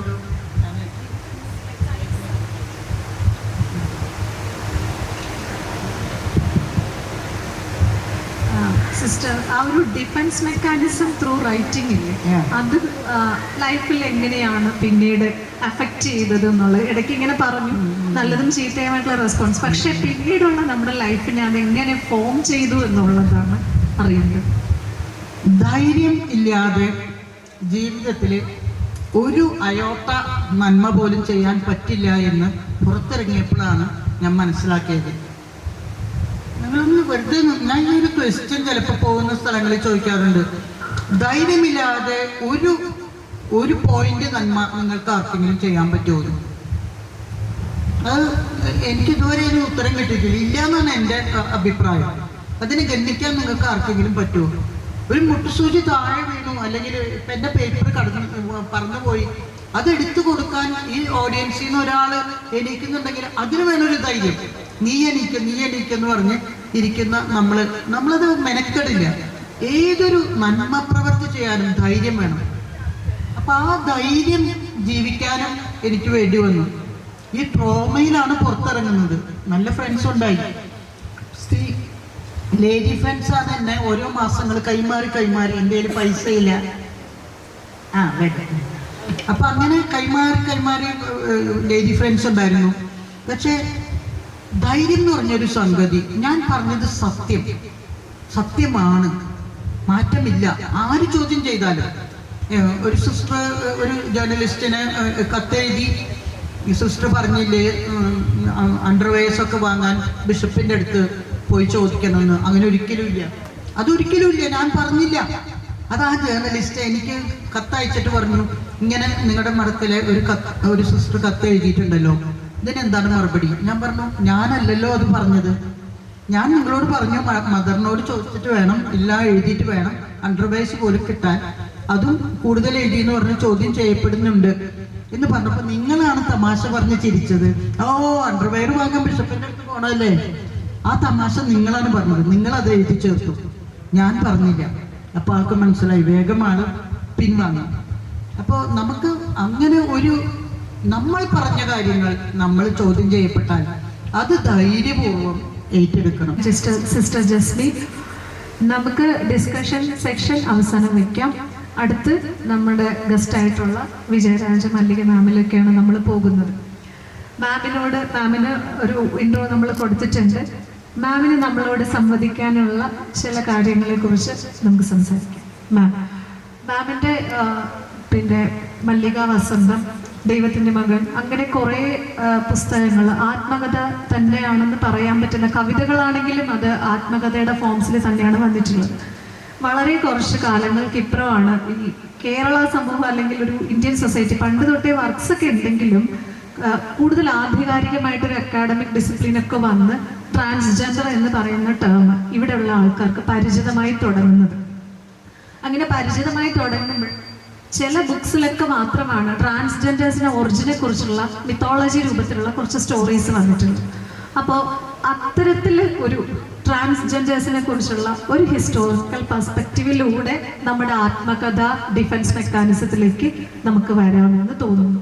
പിന്നെ ജസ്മി സിസ്റ്ററോട് ചോദിച്ചതുപോലെ തന്നെ ഇങ്ങനെയാണ് ഈ ഒരു എനിക്ക് രണ്ടുപേരുടെ ബുക്സിൽ നിന്ന് കിട്ടിയ 2 പോയിന്റ് എന്ന് പറയുന്നത്, സിസ്റ്റർ ജസ്മി പറയുന്നത് സ്നേഹത്തിന്റെ നിയമം മാത്രം നമ്മൾ അനുസരിച്ചാൽ മതി, ബാക്കിയൊന്നും വേണ്ട എന്നുള്ളൊരു കൃത്യമായിട്ട് ബുക്കിലൂടെ പറഞ്ഞു വെച്ചിട്ടുണ്ട്. അത് അതേ സെന്റൻസ് തന്നെയാണ് പറഞ്ഞു വെച്ചിരിക്കുന്നത്. മല്ലിക മാം പറഞ്ഞു വെച്ചിരിക്കുന്നത് നമ്മൾ ധൈര്യമുണ്ടാവുക, ആ എലമെന്റിന് കൂടുതൽ പ്രാധാന്യം കൊടുത്തുകൊണ്ടാണ് മല്ലിക മാമിന്റെ വർക്ക്സ് പ്രോഗ്രസ് ചെയ്തിരിക്കുന്നത്. അപ്പൊ ആ ഒരു ഡിഫൻസ് മെക്കാനിസം ഈ ഒരു എഴുത്തിലൂടെ രൂപപ്പെട്ടത് അതിനുശേഷം ഉണ്ടായ പ്രതിബന്ധങ്ങളെ തരണം ചെയ്തതിനെ പറ്റി അങ്ങനെ ഒരു 2 തലത്തിൽ നിന്നുകൊണ്ട് മല്ലിക മാം ഞങ്ങളോട് സംസാരിക്കണമെന്ന് ഞങ്ങൾ ആഗ്രഹിക്കുന്നു. Once again hearty welcome to this session. Thank you for the wonderful question. എനിക്ക് ഈ ഒരു കോളേജിൽ, ഈ ഒരു യൂണിവേഴ്സിറ്റിയിലേക്ക് വരുമ്പോൾ സത്യം പറഞ്ഞാൽ എൻ്റെ ജീവിത വസന്തത്തിലേക്കുള്ള ദൈർഘ്യം കുറച്ച് തന്നൊരു സ്ഥാപനമാണിത്. മല്ലിക വസന്തം വായിച്ചിട്ടുള്ളവർക്ക് ഈ ക്യാമ്പസിനെ പറ്റി ഞാൻ ആ പുസ്തകത്തിൽ എഴുതിയിട്ടുണ്ട്. വളരെ വിപ്ലവകരമായിട്ടുള്ള ഞങ്ങളുടെ വിവാഹം എൻ്റെ ആൺനദി പ്രകാശനം ചെയ്തവിടെയായിരുന്നു. എൻ്റെ ആൺനദിയിലേക്കുള്ള ദൂരം കുറച്ച് തന്ന ഒരു സ്ഥാപനമാണിത്. അതുകൊണ്ട് എല്ലാ തവണ ഇവിടെ വരുമ്പോൾ ഇത് പറയാതെ എനിക്കൊന്നും പറയാൻ പറ്റില്ല. തീർച്ചയായിട്ടും ധൈര്യം തന്നെയായിരുന്നു എന്നെ നയിച്ചത്. കാരണം സ്നേഹിക്കാനും ധൈര്യം വേണമെന്നാണ് ഞാൻ മനസ്സിലാക്കുന്നത്. ഒരാളോട് സ്നേഹം തുറന്നു പറയണമെങ്കിൽ അല്ലെങ്കിൽ എനിക്ക് നമുക്ക് മറ്റൊരാളെ സ്നേഹിക്കാനും ജീവിതത്തിൽ ധൈര്യമില്ലാതെ സാധിക്കില്ല. അതാണ് ആ ഒരു പോയിന്റ്. ധൈര്യം എന്ന് ചോദിക്കുമ്പോൾ നിങ്ങൾ ചോദിക്കാം, ഒരു ട്രാൻസ്ജെൻഡർ ആണ്, നിങ്ങൾക്ക് ഇപ്പോൾ ഗവൺമെൻറ് അത് തന്നു ഇത് തന്നു. ഇതിനൊക്കെ മുൻപ് നമ്മളിപ്പോൾ റീസെൻ്റായിട്ട് ധാരാളം പഠനങ്ങൾ ട്രാൻസ്ജെൻഡർ ഒറിജിനൽ ഇന്ത്യയെ പറ്റി ഭാരത് ആ ഒരു കോൺസെപ്റ്റിലൊക്കെ പഠിക്കാൻ തുടങ്ങിയിട്ടുണ്ട്. മയിലാടുംതുറയ്ക്ക് അടുത്തുള്ള ഒരു യൂണിവേഴ്സിറ്റി, അതിൻ്റെ വാലിഡിറ്റിയെ പറ്റി ഒതൻറ്റിസിറ്റിയെ പറ്റി എനിക്കറിയില്ല. പക്ഷേ കുമരിക്കണ്ടത്തെ പറ്റി പഠിക്കുന്ന പുതിയ ഒരു വിങ് ഓഫ് ഹിസ്റ്ററി, അവർ ഒറിജിനൽ ആൻഡ് എക്സിസ്റ്റൻസ് ഓഫ് ട്രാൻസ്ജെൻഡറിനെ പറ്റിയൊക്കെ പഠനങ്ങൾ നടത്തിയിരുന്നു. അപ്പോൾ അതിലൊക്കെ പറയുന്നത് സംഘകാല എഴുത്തുകളിലും അതുപോലെ തന്നെ അക്കാലത്തുള്ള ഡാൻസ് ആൻഡ് ആർട്ട് ഫോംസിലെല്ലാം ഈ പറയുന്ന ട്രാൻസ്ജെൻഡർ മനുഷ്യർ കൂടി ഉൾപ്പെട്ടിരുന്ന ഒരു സമൂഹം, ഒരു ഇൻക്ലൂസീവ് സൊസൈറ്റി ഉണ്ടായിരുന്നു എന്നാണ്. പക്ഷെ അത് നമുക്ക് ട്രാൻസ്ജെൻഡർ എന്ന വാക്ക് അതിൽ ഉപയോഗിച്ചിട്ടില്ല. കാരണം ഇത് ഒരു വെസ്റ്റേൺ യൂസേജ് ടെർമിനോളജി ആയതുകൊണ്ട് അത് പറയുന്നില്ല. മറിച്ച് പേടിക്കൂത്തുകൾ നടന്ന ഒരു സമൂഹമായിരുന്നു സംഘകാലം എന്ന് പറയുന്നത്. പേടിക്കൂത്തെന്ന് വെച്ചാൽ കൃത്യമായിട്ട് നമുക്ക് ഇന്നത്തെ കാലത്ത് ഫോബിയ അല്ലെങ്കിൽ പേടി എന്ന് പറയുന്ന വാക്കുമായിട്ട് നമുക്ക് തന്നെ ജോയിൻ ചെയ്യാൻ സാധിക്കും. ഇന്റർസെക്സ് ആയിട്ടുള്ള മിശ്രലിംഗരായ കുഞ്ഞുങ്ങൾ ജനിക്കുമ്പോൾ അവരുടെ മാതാപിതാക്കളിൽ അല്ലെങ്കിൽ സമൂഹത്തിലെ സ്ത്രീയിലും പുരുഷനിലും ഉണ്ടാകുന്ന ഒരു കൈൻഡ് ഓഫ് ഫോബിയ, മിശ്രലിംഗം കാണുമ്പോൾ അതായിരിക്കാം അന്നത്തെ പേടി എന്ന വാക്കിന്റെ യൂസേജ് നമുക്ക് ഇപ്പോൾ ചിന്തിക്കാൻ ഇങ്ങനെ ഇറ്റ്സ് ലൈക്ക് ക്രിട്ടിക്കലി വാലുവേറ്റ് ചെയ്യാൻ മാത്രമേ സാധിക്കുള്ളൂ. കാരണം നമുക്ക് അതിന്റെ വേണ്ട ആർക്കൈവ്സ് ഒന്നും അവൈലബിൾ അല്ല. പക്ഷേ അക്കാലത്തുള്ള ഡാൻസ് ഫോമുകളിൽ പേടിക്കൂത്ത് വളരെ പ്രശസ്തമായിരുന്നുവെന്നും ചിലപ്പാധികാരത്തിലെ മാധവി, കോവലന്റെ കാമുകിയായിരുന്ന മാധവി, പല ഡാൻസ് ഫോംസ് ചെയ്തതിൽ ട്രാൻസ്ജെൻഡർ മനുഷ്യർ ചെയ്തിരുന്ന നൃത്തരൂപം ആ കോസ്റ്റ്യൂമിൽ അനുകരിച്ചിരുന്നുവെന്നും അവരാടിയ നൃത്തങ്ങളിൽ ഒന്ന് പേടിക്കുത്തായിരുന്നുവെന്നും പറയപ്പെട്ട ഒരു ചരിത്ര രേഖ കുറച്ച് കാലങ്ങളായിട്ട് നമുക്ക് അവൈലബിൾ ആയി തുടങ്ങിയിട്ടുണ്ട്.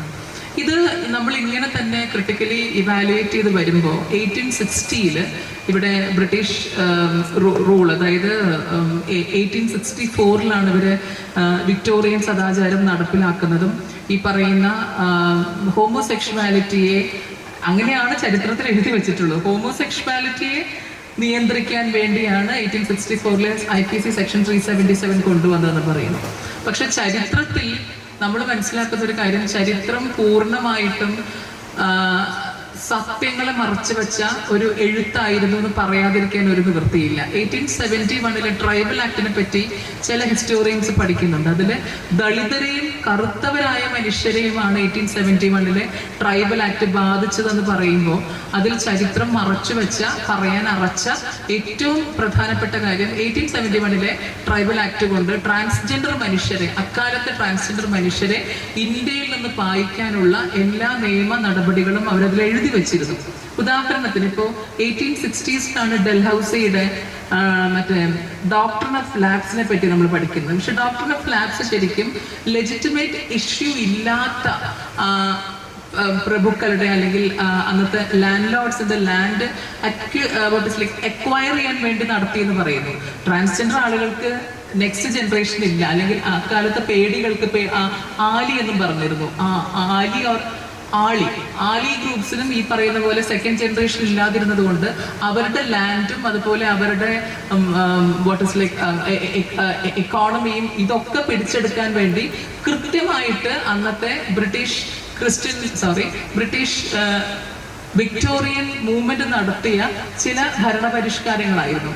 ഈ 1871 ആക്ടിൽ പറയുന്നത് ട്രാൻസ്ജെൻഡർ ആയ ആളുകൾ, അല്ലെങ്കിൽ അക്കാലത്ത് അത്തരത്തിൽ എഴുതപ്പെട്ടിരുന്ന, നോക്കിക്കണ്ടിരുന്ന ആളുകൾ കുടുംബത്തിൽ ജീവിക്കുന്നവരും അതിന് പുറത്ത് ജീവിക്കുന്നവരും പ്യോർ ക്രിമിനൽസ് ആണെന്നും അവരുടെ പ്രധാന പണി കുട്ടികളെ മോഷ്ടിച്ചു കൊണ്ടുപോകലും അവരുടേതായ കമ്മ്യൂണിറ്റികളിലേക്ക് കൊണ്ടുപോകലായിരുന്നു എന്നും ഇതിനെ വളച്ചൊടിച്ച് 1871 ആക്ടിൽ പറയുന്നുണ്ട്. 1878 രാജസ്ഥാനിൽ നടന്ന ഒരു ഡാൻസ് പെർഫോമൻസിന്റെ ഇടയ്ക്ക് സ്ത്രീകൾക്കൊപ്പം ഒരു ട്രാൻസ്ജെൻഡർ യുവതി അവരുടെ വസ്ത്രം ധരിച്ച് നൃത്തം ചെയ്ത സമയത്ത് ബ്രിട്ടീഷ് പോലീസ് എൻഫോഴ്സ് ചെയ്തത് ഈ സ്ത്രീയെ അവിടെ വെച്ച് കംപ്ലീറ്റ് ഡ്രസ്സ് എല്ലാം അഴിച്ച് അവരുടെ മുലകളിലേക്ക് കൈയിട്ട് അത് മുലകൾ തന്നെയാണോ എന്ന് പരിശോധിക്കുക എന്നതായിരുന്നു. അവരുടെ പേരിൽ അന്നത്തെ ഗവൺമെന്റ് ഓഫ് ബ്രിട്ടീഷ് വേഴ്സസ് കേസും എക്സിസ്റ്റ് ചെയ്യുന്നത് ചരിത്രത്തിലുണ്ട്. ഇതിൻ്റെയൊക്കെ അർത്ഥം വേറൊന്നുമല്ല, വളരെ റിസീവിങ് എൻഡിൽ ഉണ്ടായിരുന്ന ഒരു വേ ഓഫ് ലിവിങ് ആയിരുന്നു. ഹിന്ദു റിലീജിയൻ ആയിട്ടൊന്നും ഞാൻ കാണുന്നില്ല, അതൊരു വേ ഓഫ് ലിവിങ് ആയിട്ടാണ് ഞാൻ കാണുന്നത്. അപ്പം അന്ന് കാലത്ത് എക്സിസ്റ്റ് ചെയ്തിരുന്ന ആ ഒരു വേ ഓഫ് ലിവിങ് മറ്റ് സെമറ്റിക് മതങ്ങളെ പോലെ എഴുതി വെച്ചിട്ടില്ല. ഈ ലോകത്ത് ദൈവം മനുഷ്യനെ ആണും പെണ്ണും മാത്രമായി സൃഷ്ടിച്ചു എന്ന് എഴുതി വെച്ചിട്ടില്ല. മാത്രമല്ല അതൊരു റെസിപ്പന്റ് എൻഡിൽ നിന്നുകൊണ്ട് വ്യത്യസ്തരായ എല്ലാ മനുഷ്യരെയും ഉൾക്കൊണ്ടു എന്നതാണ് വാസ്തവം. ഇതിപ്പോ ഞാൻ പറയുന്ന വിട്ടേക്കും, നിങ്ങൾ ഭോപ്പാലിലൊക്കെ പോയി കഴിഞ്ഞാൽ ഖജുരാഹോയിലെ ചിത്രകലകളെ പറ്റിയും അതുപോലെ തന്നെ മറ്റേ സൺ ടെമ്പിളിൽ കാണുന്ന സെക്ഷുവാലിറ്റിയുടെയും ജെൻഡറിന്റെയും ഒക്കെ എക്സ്പ്രഷൻ വളരെ കൃത്യമാണ് ഇവിടെ. അത് കഴിഞ്ഞ് ഇവിടെ സംഭവിച്ചത് എന്താന്നുള്ള കാര്യത്തിൽ കൃത്യമായൊരു ചരിത്ര രേഖ നമുക്കില്ല. നമ്മളെപ്പോഴും നവോത്ഥാനത്തെ പറ്റി സംസാരിക്കും, സ്ത്രീകളുടെ പോരാട്ടവും പുരുഷന്റെ പോരാട്ടവും ഒക്കെ സംസാരിക്കും. പക്ഷെ അവിടെ കേരളത്തിലെ ഇത്തരത്തിൽ വ്യത്യസ്തരായ മനുഷ്യരെ പറ്റി എന്തുകൊണ്ട് നിങ്ങൾ രേഖപ്പെടുത്തിയിട്ടില്ല എന്ന് ചോദിക്കുമ്പോൾ ഇപ്പൊ ചില പുരോഗമന പ്രസ്ഥാനത്തിന്റെയോ അല്ലെങ്കിൽ അതുമായി ചേർന്ന് നിൽക്കുന്ന ചരിത്രകാര് പറയുന്നത് നവോത്ഥാനം അവസാനിച്ചിട്ടില്ല, അത് തുടർന്നുകൊണ്ടിരിക്കുകയാണ് എന്ന് ഒരു ചില കൊള്ളവാദങ്ങൾ കേൾക്കാറുണ്ട്. പക്ഷെ എങ്കിലും അക്കാലത്തെ മനുഷ്യരെവിടെ പോയി, എന്തുകൊണ്ട് അവർ ചരിത്ര രേഖകളിലേക്ക് എഴുതപ്പെട്ടിട്ടില്ല? അതുകൊണ്ട് എനിക്ക് ഇപ്പോഴുള്ള ഒരു റൈറ്റർ, ഒരു എഴുത്താൾ എന്ന രീതിയിൽ എനിക്ക് ഇപ്പോഴത്തെ കുട്ടികളോട്, പ്രത്യേകിച്ച് വിദ്യാർത്ഥികളോടുള്ള request, please go for qualitative researches. അതായത് ചരിത്രത്തിൽ ഉണ്ടായിരുന്നതാണ് ഇതൊക്കെ. ഫോർ എക്സാമ്പിൾ ഇപ്പൊ നമ്മൾ മുജിറിസിനെ പറ്റി പഠിക്കുന്നുണ്ട്, അതുപോലെ മറ്റു പല പോർട്ടുകളെ പറ്റി പഠിക്കുന്നുണ്ട്. ഈ വ്യാപാരങ്ങൾ, അതായത് ട്രേഡ് ഫ്ലറിഷ് ചെയ്ത സമയത്തൊക്കെ അക്കാലത്തെ ട്രാൻസ്ജെൻഡർ മനുഷ്യരുടെ ധാരാളം കോൺട്രിബ്യൂഷൻസ് അതിൻ്റെ അകത്തുണ്ട്. ആർട്ട് ഫോംസിൽ മാത്രമല്ല, പലതും, even in the form of labour. അതിനെ മാത്രം രേഖപ്പെടുത്താതെ ചരിത്രം എഴുതി പോയിട്ടുണ്ടെങ്കിൽ അവിടെ എന്തോ കാര്യമായ പ്രശ്നം മനുഷ്യർക്ക് സംഭവിച്ചിട്ടുണ്ട്. അപ്പോൾ നിങ്ങൾ ഈ ക്വാളിറ്റി എൻഹാൻസ്മെന്റ് സ്റ്റഡി നടത്തുന്നു, അതുപോലെ ചിലര് ഈ പറയുന്ന പോലെ സോഷ്യോ ഡെമോഗ്രാഫിക് സ്റ്റഡി നടത്തുന്നു ട്രാൻസ്ജെൻഡേഴ്സിന്റെ, അല്ലെങ്കിൽ സർജറിയുടെ പ്രശ്നങ്ങളെ പറ്റി പഠിക്കുന്നു, പോളിസിയെ പറ്റി പഠിക്കുന്നു, നല്ലതാണ്. പക്ഷേ ഇതിൻ്റെ ഒപ്പം തന്നെ ഈ ചരിത്രത്തിലെ ട്രാൻസ്ജെൻഡർ അടയാളങ്ങളെ പറ്റി, ട്രാൻസ്ജെൻഡർ എന്ന വാക്ക് ഉപയോഗിക്കുന്നതുകൊണ്ട് പല പ്രശ്നങ്ങളും പലർക്കും ഉണ്ട്. പിന്നെ എന്നെ സംബന്ധിച്ച് ഞാൻ മല്ലികാവസന്തം എഴുതിയതോ അല്ലെങ്കിൽ കവിതകൾ എഴുതുന്നതോ കേരളത്തിൽ എക്സിസ്റ്റ് ചെയ്യുന്ന ഫാമിലി സിസ്റ്റത്തെ തകർക്കാനല്ല എന്ന ആദ്യത്തെ ഒരു പോയിന്റ് പറയാം. രണ്ടാമത്തത് ഇവിടെ എക്സിസ്റ്റ് ചെയ്യുന്ന ഹെട്രോനോർമാലിറ്റിയെ തകർത്ത് അവിടെ ഒരു ക്യൂർ അല്ലെങ്കിൽ മറ്റൊരു ഫോം ഓഫ് ഇത് കൊണ്ടുവരാനുമല്ല, മറിച്ച് ഇന്റർസെക്സ് എന്നൊരു യാഥാർത്ഥ്യം നമ്മുടെ ഇടയിലുണ്ട്. മനുഷ്യനാണും പെണ്ണും മാത്രമായിട്ടല്ല, ഇന്റർസെക്സ് ആയിട്ട് ഇവിടെ ജനിക്കുന്നുണ്ട്. അപ്പോ ഹെട്രോ നോർമൽ ഫാസിസം പ്രാക്ടീസ് ചെയ്യുന്നവരുണ്ട്. അത്തരം ആൾക്കാരോട് നിരന്തരമായി ഇതാണും പെണ്ണും മാത്രമല്ല, അതിൻ്റെ ഇടയിൽ ബയോളജിക്കലി എക്സിസ്റ്റ് ചെയ്യുന്ന മനുഷ്യരുണ്ട്. ഇതിപ്പോ ഞാൻ 32ാമത്തെ വയസ്സിൽ ടെസ്റ്റ് ചെയ്തുകൊണ്ട് മാത്രമാണ് ഞാൻ ഇന്റർസെക്സ് ആണെന്ന് അറിഞ്ഞത്. അല്ലെങ്കിൽ ഞാനൊരു ട്രാൻസ്ജെൻഡർ വ്യക്തി എന്ന രീതിയിൽ മാത്രമേ എൻ്റെ ജീവിതത്തെ അടയാളപ്പെടുത്തുമായിരുന്നുള്ളൂ. നിങ്ങൾ ഇന്ന് ട്രാൻസ്ജെൻഡർ എന്ന് വിളിക്കുന്ന പല മനുഷ്യർക്കും ബയോളജിക്കലായിട്ടുള്ള ഫീച്ചേഴ്സും ഉണ്ടാകാനുള്ളൊരു സാധ്യതയുണ്ട് എന്ന് സമൂഹത്തോട് നിരന്തരമായി പറയുന്നത് മാത്രമാണ് എൻ്റെ സാഹിത്യം.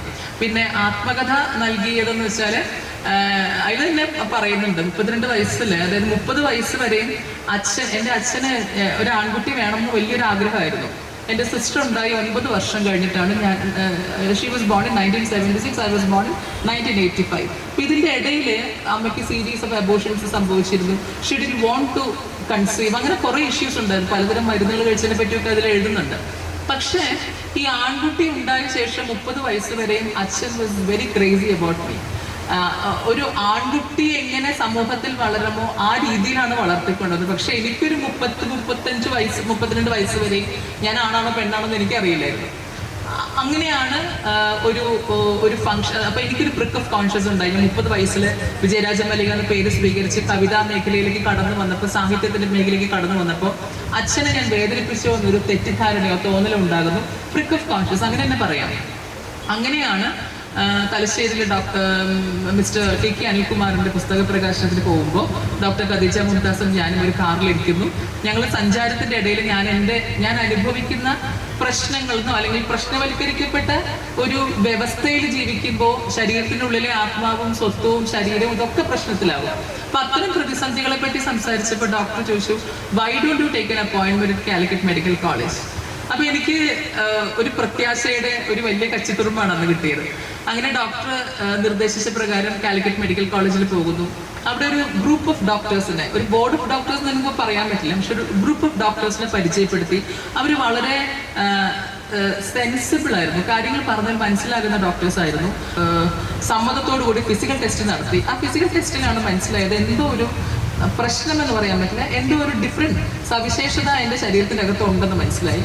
അങ്ങനെ കേരിയോടൈപ്പ് നടത്തി. കേരിയോടൈപ്പ് നടത്തിയപ്പോഴാണ് സൂപ്പർ ഫീമെയിൽ 47XXY എന്ന് പറയുന്ന ആ ഒരു അവസ്ഥയാണെന്നും അത് സ്വാഭാവികമാണെന്നും നെറ്റിയും കണ്ണും ചുണ്ടും കൈകളും ത്രോട്ടും സ്ത്രീയുടേതാണെന്നും ഈ ശരീരത്തിന് mixer of male and female ആണെന്നും ഇത്രയും കാലം നമ്മൾ അനുഭവിച്ച മാനസികവും ശാരീരികവുമായ പ്രശ്നങ്ങൾ അല്ലെങ്കിൽ പീഡനങ്ങൾ ഇതെല്ലാം ഈ ശരീരത്തിൽ ഉണ്ടായിരുന്ന ഈ വ്യത്യസ്തത തന്നെയായിരുന്നു കാരണമെന്നും, ഇനി താഴോട്ട് നോക്കുമ്പോഴാണ് സിസ്റ്റ് എക്സിസ്റ്റ് ചെയ്യുന്നുണ്ടായിരുന്നു. 16 വയസ്സിലെ സിസ്റ്റ് ഉണ്ടായിരുന്നു. ആ സിസ്റ്റ് കുറച്ചുകൂടി, അതായത് പീനസിന് തൊട്ട് താഴെയുള്ള ഭാഗത്ത് വൃഷ്ണങ്ങളിൽ സിസ്റ്റ് ഉണ്ട്. ആ സിസ്റ്റ് കുറച്ചുകൂടി കഴിയുകയാണെങ്കിൽ ഒരുപക്ഷെ ഒരു ട്യൂമറായിട്ട് മാറാനുള്ള സാധ്യതയുണ്ട്. അപ്പൊ അത് റിമൂവ് ചെയ്താൽ ഒരു വജൈനൽ പ്ലാസ്റ്റി നടത്തുകയാണെങ്കിൽ സ്ത്രീയായിട്ട് തന്നെ ജീവിക്കാം. അങ്ങനെയാണ് ഡോക്ടേഴ്സിന്റെ പൂർണ്ണമായ പിന്തുണയോടുകൂടി, കുടുംബത്തിന്റെയും ഫിനാൻഷ്യൽ സഹായത്തോടുകൂടി, പക്ഷെ അന്ന് ബൈസ്റ്റാൻഡേഴ്സ് ആയിട്ട് ആരും ഉണ്ടായിരുന്നില്ല. ആ സമയത്ത് ഞാൻ കവിതയാണ് എഴുതിക്കൊണ്ടിരുന്നത്. ടേബിളിലേക്ക് എടുക്കുന്നതിന് മുമ്പ് എഴുതിയ കവിതയാണ് കുറ്റിച്ചൂളാൻ പാടുന്നത് പോലെ. അതിപ്പോൾ മെഡ്രാസ് യൂണിവേഴ്സിറ്റിയിൽ പിള്ളേർ പഠിക്കുന്നുണ്ട്. അപ്പോൾ അങ്ങനെ എനിക്ക് എന്നെ സംബന്ധിച്ച് ജീവിക്കുക, അതിജീവിക്കുക, പ്രതിരോധിക്കുക എന്ന് പറയുന്നത് എൻ്റെ ആവശ്യമാണ്. എനിക്കൊരു ബുദ്ധിമുട്ടുണ്ടായാൽ, ഒരു സങ്കടമുണ്ടായാൽ വേറൊരാളും എന്നെ ഓർത്ത് സങ്കടപ്പെടില്ല. അവര് പക്ഷേ ഫേസ്ബുക്കിൽ പോസ്റ്റ് ഇടും, അവരെന്നെ സങ്കടത്തിലാണല്ലോ. പക്ഷെ അത് എഴുതുമ്പോഴും അവരുടെ കയ്യിലും കണ്ണിലും ആനന്ദമായിരിക്കും. വേറെ ഒരാൾ ദുഃഖിക്കുകയാണല്ലോ. അപ്പൊ എന്നെ സംബന്ധിച്ച് എന്നെ നോക്കാനും എന്നെ കെയർ ചെയ്യാനും ഈ ലോകത്ത് ഞാൻ മാത്രമേ ഉള്ളൂ. ധൈര്യം എനിക്ക് തന്നത് സത്യത്തിൽ 32 വയസ്സ് വരെയും എനിക്ക് അങ്ങനെ ഒരു ധൈര്യം ഉണ്ടായിരുന്നു ചോദിച്ചാൽ ഉണ്ടായിരുന്നിരിക്കാം. പക്ഷെ ഇന്റർസെക്സ് ആണ് എന്ന് ഞാൻ അറിഞ്ഞതാണ് എൻ്റെ ജീവിതത്തിലെ ഏറ്റവും വലിയ നേട്ടം, അല്ലെങ്കിൽ എനിക്ക് ധൈര്യം തന്നത്. ഏതൊരു സ്ത്രീയും പുരുഷനും ജനിക്കുന്ന സ്വാഭാവികതയിൽ എന്താ പറയാ, മനസ്സും മസ്തിഷ്കവും മജ്ജയും മാംസവും ഉള്ള സ്ത്രീക്കും പുരുഷനും സ്വാഭാവികമായ രീതിയിലുണ്ടായതാണ്. അതിലൊരു വ്യത്യാസം സംഭവിച്ചു. ആ വ്യത്യാസത്തെ ഉൾക്കൊള്ളാൻ നമുക്ക് കഴിയാതിരുന്നത് നമ്മളത് പഠിക്കാത്തത് കൊണ്ടാണ്. SCRT-യിലെ ഇപ്പോ ആദ്യത്തേന്ന് എനിക്ക് പറയാൻ പറ്റില്ല, വരാനിരിക്കുന്ന ആയിരക്കണക്കിന് ട്രാൻസ്ജെൻഡർ മനുഷ്യരിൽ ആദ്യത്തേതെന്ന് വേണമെങ്കിൽ പറയാം. അങ്ങനെ ഒരു കരിക്കുലം കമ്മിറ്റി മെമ്പറായിട്ട് ഇരിക്കുമ്പോഴും ഇന്നത്തെ സിലബസിൽ അത് ഉൾപ്പെടുത്താൻ നിങ്ങൾ ട്രാൻസ്ജെൻഡറിനെ അംഗീകരിക്കണമെന്നോ ഇന്റർസെക്സിനെ സർജറി ചെയ്യണമെന്നൊന്നുമല്ല പറയുന്നത്. ഇത്തരം മനുഷ്യർ നമ്മുടെ സമൂഹത്തിലുണ്ട് എന്നുള്ള ധാരണ ഈ പറയുന്ന ക്യാമ്പസുകളിൽ, സ്കൂളുകളിൽ കൊണ്ടുവരാൻ കഴിഞ്ഞതിലും എനിക്ക് അഭിമാനമുണ്ട്. അത് ഒരാളുടെ നേട്ടമായിട്ട് ഞാൻ കണക്കാക്കുന്നില്ല. അത് ഈ പറയുന്ന പോലെ മാറ്റത്തിന് വിധേയമായ, അനുദിനം പുതുക്കപ്പെട്ട ഒരു കൂട്ടം മനുഷ്യർ ഒരുമിച്ച് തീരുമാനിച്ചത് കൊണ്ട് മാത്രമാണ് നമുക്ക് അത്തരത്തിൽ ഒരു സാമൂഹിക മാറ്റം കൊണ്ടുവരാൻ കഴിയുന്നതെന്ന് മനസ്സിലാക്കുന്നു. ഈ ഒരു പുസ്തകം പുറത്തു വന്നപ്പോൾ എനിക്ക് കൂടുതലായിട്ടും സിസ്ജെൻഡർ സ്ത്രീകളുടെ ഭാഗത്തു നിന്നാണ് സൗഹൃദം ഉണ്ടായത്. കാരണം ഈ പറയുന്ന അവസ്ഥകളെ വളരെ സന്തോഷപൂർവ്വം ഓവർകം ചെയ്തത് കാണുമ്പോൾ പലരും ഇതുപോലെ XXY ക്രോമസോം ഉള്ള പുരുഷന്മാരെ വിവാഹം കഴിച്ച് ഗർഭിണിയാകാൻ കഴിയാത്ത തങ്ങളുടെ കുറ്റമാണെന്ന് വർഷങ്ങളോളം ആരോപിക്കപ്പെട്ട ഒരുപാട് സ്ത്രീകളുണ്ട്. ഭർത്താവ് ഇതാണെന്ന് തുറന്നു പറയാൻ തയ്യാറാകുന്നില്ല. അത്തരം ഒരുപാട് സ്ത്രീകൾ അവരുടെ അത്തരത്തിലുള്ള ജീവിതങ്ങൾ അവസാനിപ്പിച്ച് ഇപ്പോൾ വളരെ സന്തോഷമായി വേറെ വിവാഹം കഴിച്ച് ജീവിക്കുന്ന ഒരുപാട് സുഹൃത്തുക്കളുണ്ട്. അപ്പൊ അവർ പലരും ഇതുപോലെ വിളിക്കുകയും സംസാരിക്കുകയും ഒക്കെ ചെയ്യാറുണ്ട്. പിന്നെ ഞാൻ മനസ്സിലാക്കുന്നു ആത്മകഥ, ഇതിപ്പോ പലയിടത്തും AKPCT-യുടെ പ്രോഗ്രാം, പല കോളേജുകളുടെ പ്രോഗ്രാമിലൊക്കെ ഈ അനുഭവങ്ങൾ ഷെയർ ചെയ്യാൻ ഒരു പരിപാടിയുണ്ട്. അത് ഞാനിപ്പോൾ NCCയുടെ പ്രോഗ്രാമിലൊന്നും പോകാറില്ല. കാരണം അവിടെ ചെല്ലുമ്പോൾ അച്ഛന്മാര് നമ്മളോട് ആവശ്യപ്പെടും, കരയണം എന്ന് ആവശ്യപ്പെടും. എനിക്കാണെങ്കിൽ കൊതുകുത്തിയാൽ പോലും ഞാൻ കരയില്ല. ഇഞ്ചക്ഷൻ എടുക്കുമ്പോൾ ചിലപ്പോൾ കണ്ണിൽ നിന്ന് വെള്ളം വരുന്നു പറഞ്ഞാലും ഞാനങ്ങനെ അലറി കരയാറില്ല. അപ്പൊ നമ്മള് പോകുമ്പോ കരയണം, ഞാൻ ട്രാൻസ്ജെൻഡർ ആയിപ്പോയി, എന്നെ അങ്ങനെ പറഞ്ഞു ഇങ്ങനെ പറഞ്ഞു, അതൊന്നും എനിക്ക് വരില്ല. ഇനി നിങ്ങൾ ഉള്ളി അരിയെന്നടുത്ത് കൊണ്ടുവന്ന ഒരു പക്ഷേ ഞാൻ കരയും. അപ്പൊ അതുകൊണ്ട് എന്റെ എന്ന് വെച്ചാൽ ഞാനിങ്ങനെയാണെങ്കിൽ ഇങ്ങനെ ജീവിക്കുക, അതിലിപ്പോ എന്താ കുഴപ്പം? ഇനി വേറെ ആർക്കെങ്കിലും എന്നെ കാണുമ്പോൾ വലിയ ബുദ്ധിമുട്ടുണ്ടെങ്കിൽ ഇതാ അവിടെ ഇന്ന് ട്രെയിൻ കൃത്യസമയത്ത് കൊണ്ടുപോയി തലവെച്ചോളൂ എന്ന് അത്രേ എനിക്ക് പറയാനുള്ളൂ അതിൻ്റെ അകത്ത്. അപ്പൊ മറ്റൊരാൾ ജീവിക്കുന്നത് കണ്ടിട്ട് അതിൽ വലിയ ബുദ്ധിമുട്ടുകൾ തോന്നുന്നുണ്ടെങ്കിൽ നിങ്ങൾക്ക് നിങ്ങളുടേതായ പ്രിക്കോഷൻസ് എടുക്കാം. ഞാനിവിടെ തന്നെ ജീവിക്കും, മരണം വരെയും ജീവിക്കും. എഴുത്ത്, സർഗാത്മകത അതിൽ ഏറ്റവും നന്നായിട്ട് ഇപ്പൊ പുതിയ കഥാസമാഹാരം വരുന്നു. പുസ്തകം ഏറ്റവും വായിക്കുന്ന ആൾക്കാരെ കിട്ടുന്നില്ല. കാരണം ഈ കണ്ട വിച്ഛേദങ്ങളെ അത് നമ്മളെ ദ്രോഹിക്കുന്ന എല്ലാ മനുഷ്യരുടെ പേര് വെച്ചിട്ടാണ് പുതിയ പുസ്തകം ഇറക്കിയിട്ടുള്ളത്. അതിൽ സ്ത്രീ ആണെങ്കിലും പുരുഷനാണെങ്കിലും അവരുടെ ഒക്കെ പേര് അവരെ കൊണ്ടൊരു 5-6 കൊലപാതകങ്ങൾ ചെയ്യിപ്പിച്ചിട്ടുണ്ട് കഥയിൽ. ചിലരെ കൊണ്ട് കുറെ പോക്സോ കേസുകൾ. ഇതൊക്കെ കാരണം നമുക്കിപ്പോ ഈ മനുഷ്യന്മാരെ ഒന്നും നമ്മളൊരാളെ വേദനിപ്പിച്ചു ആ ആളെ വീട്ടിൽ പോയി വെടിവെച്ച് കൊല്ലാനും നമുക്ക് പറ്റില്ല. പിന്നെ ചെയ്യുന്ന വേറൊരു കാര്യം, അവരെ മനസ്സിൽ ധ്യാനിച്ച് നല്ലൊരു വാഴവിത്ത് വാങ്ങിക്കുക, കുഴി എടുക്കുക, വാഴ നടുക. അത് കൊലച്ചു വരുമ്പോ അവരുടെ പേരിൽ തന്നെ അത് വിൽക്കുക. അപ്പൊ കഴിഞ്ഞ ആഴ്ച പോസ്റ്റ് ഇട്ടു, ഷീലേച്ചി കൊലച്ചു. അപ്പൊ ആൾക്കാർ ചോദിച്ചു തിന്നോ? ഇല്ല, തിന്നില്ല, അത് വിറ്റ് ഞാൻ കാശാക്കും. ഇന്ന ആളുടെ പേരിൽ നമുക്ക് ഫേസ്ബുക്കിൽ നിരന്തരം പോസ്റ്റ് ഇട്ടുകൊണ്ടോ അല്ലെങ്കിൽ അവരുടെ വീട്ടിൽ പോയി അതൊക്കെ ചെയ്തിരുന്നു. പണ്ടൊക്കെ ഈ രാത്രിയിലെ 10 മണി കഴിഞ്ഞാൽ നമ്മുടെ പച്ച ലൈറ്റ് കത്തിക്കിടക്കുന്ന കാണുമ്പോൾ ചില ചേട്ടന്മാർക്ക് ദുഃഖമാണ്. മല്ലി നിനക്ക് ഉറക്കം വരുന്നില്ലേടാന്ന് പറഞ്ഞൊക്കെ വരും. ഇവന്റെയൊക്കെ വീട്ടിൽ പോയി അന്വേഷിച്ച് വീട്ടിൽ പോയി അടി കൊടുത്ത കാലം ഉണ്ടായിരുന്നു. അതിലൊന്നും ഇപ്പൊ ഒന്നാമത് എനിക്ക് ആരോഗ്യമില്ല. ഈ ഡയബറ്റിക് ന്യൂറോപ്പതി എല്ലാം വന്ന ഒരു വിരലിന്റെ സെൻസേഷനൊക്കെ പോയിരിക്കുകയാണ്. അതല്ലേ പലരും ഈ കാലിൽ വന്ന് നമസ്കരിക്കുമ്പോൾ നമ്മൾ അറിയാറില്ല, തൊടുന്നു പോലും അറിയാറില്ല. ഈ ഇടയ്ക്ക് ഒരു പ്രമുഖ നടൻ വന്ന കാലത്തൊട്ടു ഒരു ഇലക്ഷന്റെ ഭാഗമായിട്ട് ഇത് ഞാൻ അറിയില്ലേ മനുഷ്യൻ തൊടുന്നതൊന്നും. ഞാൻ അവസാനം പെട്ടുപോയി. പക്ഷെ ആ ഡ്യൂറേഷൻ കൂടുതൽ കാരണം അത് മാത്രമാണ് പത്രങ്ങളിൽ വന്നത്. ഇന്നൊരു നടൻ വിജയരാജ മല്ലികയുടെ കാല് തൊട്ട് വന്ദിക്കുന്നു എന്നും പറഞ്ഞൊരു വാർത്ത വന്നു. സത്യമുള്ള കുനിഞ്ഞത് ഞാൻ അറിഞ്ഞില്ല, തൊട്ടത് ഞാൻ അറിഞ്ഞില്ല. അത് പോട്ടെ. അപ്പം ഈ എങ്ങനെയൊക്കെ ആണെങ്കിലും നമ്മളിപ്പോൾ ഒരാളെ കൊല്ലാൻ പോകുന്നില്ല, അല്ലെങ്കിൽ ഒരാളെ ചതിക്കാൻ പോകുന്നില്ല, അല്ലെങ്കിൽ ഒരാളോട് പ്രേമം പറഞ്ഞ് വഞ്ചിക്കാൻ പോകുന്നില്ല, അതല്ലെങ്കിൽ ബാങ്ക് കൊള്ളടക്കാൻ പോകുന്നില്ല. നമ്മൾ ചെയ്യുന്ന പണി വളരെ സമാധാനമായിട്ടിരുന്ന് ഈ കാണുന്ന ഈ പ്രക്ഷോഭങ്ങൾ ഉണ്ടാക്കുന്ന സമൂഹത്തെ പറ്റി ക്രിയാത്മകമായിട്ട് ജോലി ചെയ്യുക. അത് എഴുത്താകാം, വാഴനടലാകാം, കൃഷിയാകാം, എന്തായാലും നമ്മളുടെ ക്രിയേറ്റിവിറ്റിയാണ് അവിടെ ഡെവലപ്പായി വരുന്നത്. 10 പുസ്തകം ഇറക്കി, 2 സ്റ്റേറ്റ് അവാർഡ് വാങ്ങി. ഇനിയും എഴുതും. ഇപ്പോൾ മലയാളത്തിൽ എഴുതുന്നുണ്ട്, ഇംഗ്ലീഷിൽ എഴുതുന്നുണ്ട്, ഹിന്ദിയിലേക്ക് ട്രാൻസ്ലേഷൻ വന്നു. എല്ലാ യൂണിവേഴ്സിറ്റികളിലും, കേരളത്തിലെ എല്ലാ യൂണിവേഴ്സിറ്റികളിലും ഇപ്പോൾ കവിത പഠിക്കാനുണ്ട്, ആത്മകഥ പഠിക്കാനുണ്ട്. ഈ ക്യാമ്പസിലുണ്ട് ആൺമതി എന്ന കവിത, ഇവിടെ FIUGP പഠിക്കുന്നുണ്ട്. സ്കൂളിലെ 9th സ്റ്റാൻഡേർഡിലെ SCRT സിലബസിൽ ഇപ്പോൾ ഒരു കവിത പഠിക്കാനുണ്ട്. ഇംഗ്ലീഷ് ട്രാൻസ്ലേറ്റ് ചെയ്തു. ഒരു ദിവസം ഇരുന്നപ്പോൾ തോന്നി എന്നപ്പോൾ ഇംഗ്ലീഷിൽ പുസ്തകം ഇറക്കിയേക്കാം. ഒരു 10-30 കവിത ഇരുന്ന് ട്രാൻസ്ലേറ്റ് ചെയ്തു. അത് ഓതേഴ്സ് പ്രസിന് അയച്ചു കൊടുത്തു. അത് അവർ എഡിറ്റ് ചെയ്തു. സച്ചി മാഷ് അതുപോലെ കുറച്ച് പ്രോമിനന്റ് റൈറ്റേഴ്സ് അതിനെപ്പറ്റി ഇൻട്രൊഡക്ഷൻ എഴുതി. പുസ്തകം വന്നു. പുസ്തകം വന്നിട്ട് 3ന്റെ അന്ന് അത് യൂണിവേഴ്സിറ്റി സിലബസിന്റെ ഭാഗമായി. പിന്നെ ഹിന്ദി വന്നു. ഇനിയിപ്പോൾ സിംഹള, തമിഴ്, ബംഗാളി പുസ്തകങ്ങളൊക്കെ ഓൺ ദ വേ ആണ്. പുതിയ സമാഹാരങ്ങൾ വരുന്നു. ഈ വരവ് കൊണ്ട് ഉദ്ദേശിക്കുന്നത് വേറൊന്നുമല്ല, ട്രാൻസ്ജെൻഡർ മനുഷ്യരെ പറ്റി ഒരു പൊതു തെറ്റായ ധാരണ സമൂഹത്തിനുണ്ട്. ആ തെറ്റായ ധാരണ നിങ്ങൾ മാറ്റാൻ തയ്യാറാകണം. കാരണം ജെൻഡറിനെ പറ്റിയും സെക്സിനെ പറ്റിയും വളരെ കൃത്യമായ നിലപാട് കേരള ഹൈക്കോടതി പറഞ്ഞു കഴിഞ്ഞു. സെക്സും ജെൻഡറും രണ്ടാണെന്നും അതിനെപ്പറ്റി ധാരാളം മറുപഠനങ്ങൾ വരുന്നുണ്ട്. അപ്പൊ എനിക്ക് റിക്വസ്റ്റ് ചെയ്യാനുള്ളത് നിങ്ങളുടെ അടുത്ത്, നിങ്ങൾ മറുപഠനങ്ങൾ എഴുതുമ്പോൾ അതിനെ ആരെങ്കിലും തടയാൻ വരികയാണെങ്കിൽ നിയമപരമായി അവരെ ലോക്ക് ചെയ്തുകൊണ്ട് മറുപഠനങ്ങൾ കൂടി കൊണ്ടുവരാനുള്ള ഒരു സാധ്യത ഒരുക്കണം. കാരണം ഒരു വിജയരാജ മല്ലിക എഴുതിയത് കൊണ്ടോ, ഒരു ഒരു ആദി എഴുതിയത് കൊണ്ടോ, ഒരു വൈഗ സുബ്രഹ്മണ്യം എഴുതിയത് കൊണ്ടോ മാത്രം നമുക്ക് ഒരു ട്രാൻസ്ജെൻഡർ എഴുത്തിനെ അല്ലെങ്കിൽ ക്വീർ എഴുത്തിനെ നമുക്ക് ക്രിട്ടിക്കലി ഇവാലുവേറ്റ് ചെയ്യാൻ സാധിക്കില്ല. ക്രിട്ടിക്കലി ഇവാലുവേറ്റ് ചെയ്യണമെങ്കിൽ സിസ്ജെൻഡർ ആയ മനുഷ്യരും നോൺ ഹോമോസെക്ഷൽ ആയിട്ടുള്ള ഹെറ്ററോസെക്ഷൽ ആയിട്ടുള്ള മനുഷ്യരും അത്തരത്തിലുള്ള സാഹിത്യങ്ങൾ കൂടി നമുക്ക് ഇടയിൽ ഉണ്ടാകേണ്ടതുണ്ട്. എൻ്റെ ഭാഷ പ്രതിരോധത്തിന്റെ ഭാഷയാണ്. പ്രതിരോധിക്കാതെ നിവൃത്തിയില്ല. ട്രാൻസ്ജെൻഡർ ആണെന്ന് പറഞ്ഞതുകൊണ്ട് മാത്രം ജോലി നഷ്ടപ്പെട്ട ഒരാളാണ്. 10-15,000 രൂപ ശമ്പളം ഉണ്ടായിരുന്ന ഒരാളായിരുന്നു. ഇപ്പൊ അതില്ല.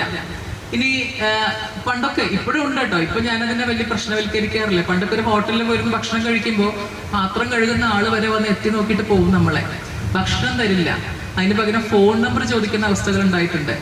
ചായ കുടിക്കാൻ വേണ്ടി ബോംബെയിലെ ഒരു മലയാളിയുടെ ടീ വെണ്ടറുടെ അടുത്ത് പോയ സമയത്ത് ഈ ചായയുടെ വെള്ളം ഇങ്ങനെ അടിച്ചിട്ട് നേരെ മുഖത്തേക്കാണ് ഒഴിച്ചു തന്നത്, തിളച്ച വെള്ളം. സ്കൂളിലൊക്കെ പഠിക്കുമ്പോൾ മഹാഭാരതം പഠിപ്പിക്കുന്ന സമയത്ത് ക്ലാസ്സിൽ എഴുന്നേൽപ്പിച്ച് നിർത്തിയ അധ്യാപകൻ പറയുമായിരുന്നല്ലോ, ഇതുപോലുള്ള ജന്മങ്ങൾ അന്നുണ്ടായിരുന്നത് കൊണ്ട് മഹാഭാരതം എന്ന മഹായുദ്ധം നീതീകരിച്ചു എന്ന് ആ അധ്യാപകന് വേണ്ടി ഒരു പുസ്തകം ഇറക്കി. അത് ഹിന്ദി അധ്യാപകനായിരുന്നു. മേനെ തുമാരാ ക്യാ ബിഗാഡ എന്ന പുസ്തകത്തിൽ വ്യക്തമായിട്ട് എഴുതിയിട്ടുണ്ട്, 5ാം ക്ലാസ്സിൽ ഹിന്ദി പഠിപ്പിച്ച കൃഷ്ണൻ സാറിന്റെ പുസ്തകം സമർപ്പിക്കുന്നുവെന്ന്. അത് കൊണ്ടുകൊടുക്കാൻ ചെന്നപ്പോഴാണ് അറിഞ്ഞത് അങ്ങേർക്ക് എന്തോ കോവിഡ് ആയിട്ടിരിക്കുകയാണ്, എല്ലാ അസുഖവും മാറിയിട്ട് വരട്ടെ എന്നിട്ട് ചർച്ച വെക്കാം എന്ന് കരുതി. പിന്നീട് ഒരിക്കൽ പോയി കൊടുക്കാം. അപ്പൊ ഇതില് ഇനി എന്തുകൊണ്ട് ട്രാൻസ്ജെൻഡർ കവി എന്ന് പറയുന്നു ചോദിച്ചാൽ, ഇന്റർസെക്സ് മനുഷ്യർക്ക് സമൂഹത്തിൽ ഏത് നാളിലാണോ ഇക്വാലിറ്റി കിട്ടുന്നത് ആ നാളിൽ ഒരുപക്ഷെ ട്രാൻസ്ജെൻഡർ കവി എന്നുള്ള ഒരു ടൈറ്റിൽ ഞാൻ മാറ്റും എന്നുകൂടി ഞാൻ പറഞ്ഞു വെക്കാം. നമ്മുടെ ഇടയിൽ ധാരാളം ഇന്റർസെക്സ് മനുഷ്യരുണ്ട്. അവർക്ക് പലതരത്തിലുള്ള ഫിസിക്കൽ ആൻഡ് മെന്റൽ പ്രോബ്ലംസ് ഉണ്ട്. സർജറി ചെയ്യരുതെന്നൊന്നും ഞാൻ പറയില്ല. പക്ഷേ ഏർലി കറക്റ്റീവ് സർജറി എന്ന പേരിൽ പലയിടത്തും നടക്കുന്ന ക്വാക്കുകളുടെ കീഴിൽ നടക്കുന്ന സർജറികളിൽ നമുക്ക് ആർക്കും വിശ്വാസമില്ല. മാത്രമല്ല കേരള ഹൈക്കോടതി പറഞ്ഞത് ഒരു മൾട്ടി ഡിസിപ്ലിനറി ബോഡി, ഇന്റർസെക്സ് എന്ന് പറയുമ്പോൾ കുറച്ച് പേര് നോക്കുന്നുണ്ട്.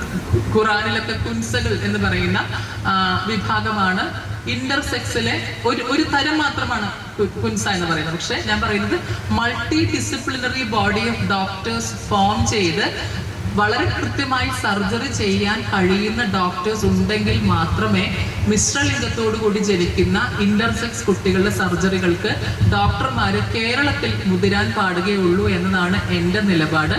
ആ നിലപാടുമായിട്ട് മുന്നോട്ട് പോവുക തന്നെ ചെയ്യും. ഇത് അവിടെ മുറിച്ചു, ഇവിടെ കേരളത്തിലെ പ്രശ്നം എവിടെ നിന്ന് മുറിച്ച് എവിടെ കൊണ്ട് വെക്കണം എന്നറിയാത്ത ഒരുപാട് ഡോക്ടേഴ്സ് ഉണ്ട്.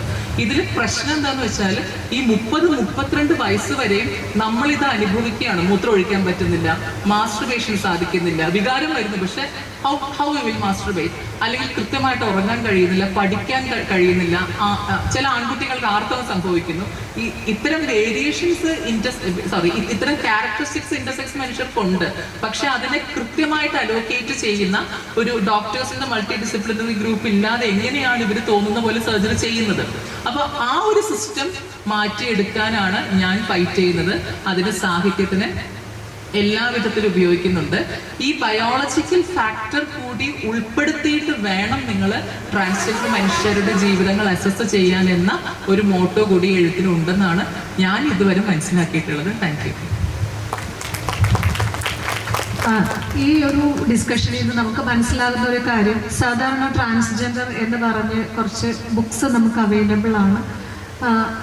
റീസെൻ്റ്ലി ഇറങ്ങുന്ന ബുക്സിൽ കുറച്ചും കൂടി മാം പറഞ്ഞതുപോലെ, അതായത് ഒരു മിത്തോളജിക്കൽ സെൻസിൽ നിന്ന് ഒരു റിയാലിറ്റി സെൻസിലേക്ക് ട്രാൻസ്ജെൻഡേഴ്സ് എങ്ങനെ ഐഡൻറ്റിഫൈ ചെയ്യപ്പെടുന്നു എന്നുള്ള ഒരു ഹിസ്റ്റോറിക്കൽ നറേഷൻ പ്ലസ് എങ്ങനെയാണ് എഴുത്തിലൂടെ ഒരു ഡിഫൻസ് മെക്കാനിസം വർക്കൗട്ട് ആയത് എന്നുള്ള 2 കാര്യങ്ങളിലാണ് മാം ഇവിടെ സംസാരിച്ചത്. ഇനി നമുക്ക് ഒരു കോമൺ 2 പേരുടെയും കൂടി മിക്സപ്പ് ആയിട്ടുള്ള നിങ്ങളുടെ ചോദ്യങ്ങൾക്കായിട്ട് വെയിറ്റ് ചെയ്യുന്നു. ഡിസ്കഷൻ ലെവലിലേക്ക് സ്വാഗതം ചെയ്യുന്നു.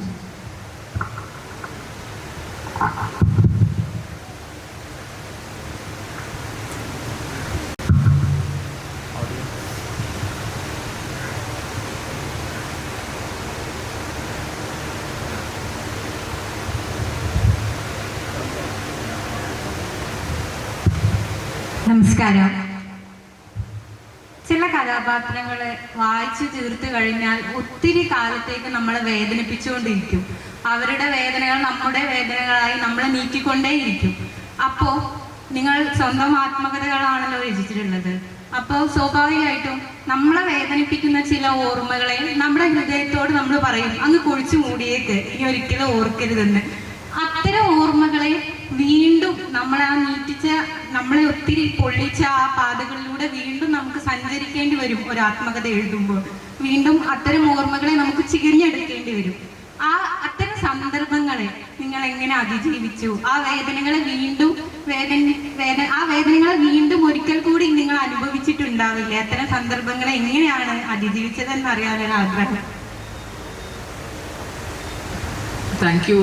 It was A wonderful question. കാരണം ഇത് ഞാൻ ലൈഫിൽ അനുഭവിച്ചൊരു പ്രശ്നമാണ്. മല്ലിക വസന്തം എൻ്റെ സാന്നിധ്യത്തിൽ 4 തവണ തിരുത്തിയിട്ടുള്ളൂ. ബാക്കി 46 തവണയും അത് തിരുത്താൻ സഹായിച്ചത് എൻ്റെ വസന്തസേനനാണ്, എൻ്റെ ഭർത്താവാണ്. ഗ്രീൻ ബുക്സിലായിരുന്നു അത് ചെയ്തിരുന്നത്. അപ്പം നമ്മൾ സ്വന്തമായിട്ട് നമ്മുടെ ഭാഷയിൽ എഴുതുമ്പോൾ അത് ഈ സോ കോൾഡ് സാഹിത്യ ഭാഷ എന്ന് അവർ പറയുന്നത്, എനിക്കറിയില്ല അതെന്താണ്. സോ കോൾഡ് സാഹിത്യ ഭാഷയുമായിട്ടത് ബന്ധപ്പെട്ട് പോകില്ല. ഞാനൊരു ഉദാഹരണം പറയാം. സ്കൂളിൽ 7th ഈ ബാസുരി, അതായത് തുളസീദാസിന്റെ കവിതകൾ പഠിപ്പിക്കുമ്പോൾ ബാസുരി എന്നൊരു ഭാഗം വരും. ഈ ബാസുരി എന്ന ഭാഗം വരുമ്പോൾ അക്കാലത്ത് എൻ്റെ കൂടെ പഠിച്ചിരുന്ന എൻ്റെ ക്ലാസ്മേറ്റ്സ് എന്നെ കളിയാക്കുമായിരുന്നു. ബാസുരി എന്ന് പറഞ്ഞു. അപ്പൊ എനിക്കിതിന്റെ അർത്ഥം അറിയില്ല. എനിക്ക് ആകെ കൂടി 2 ബാസുരി അറിയുള്ളൂ. ഒന്ന് ശ്രീകൃഷ്ണന്റെ ബാസുരിയും ഒന്ന് ഗുരുവായൂരുള്ള ബാസുരിയിലെ ഹോട്ടലും. വേറൊന്നും ഞാൻ ബാസുരി ആയിട്ട് കണ്ടിട്ടില്ല ലോകത്ത്.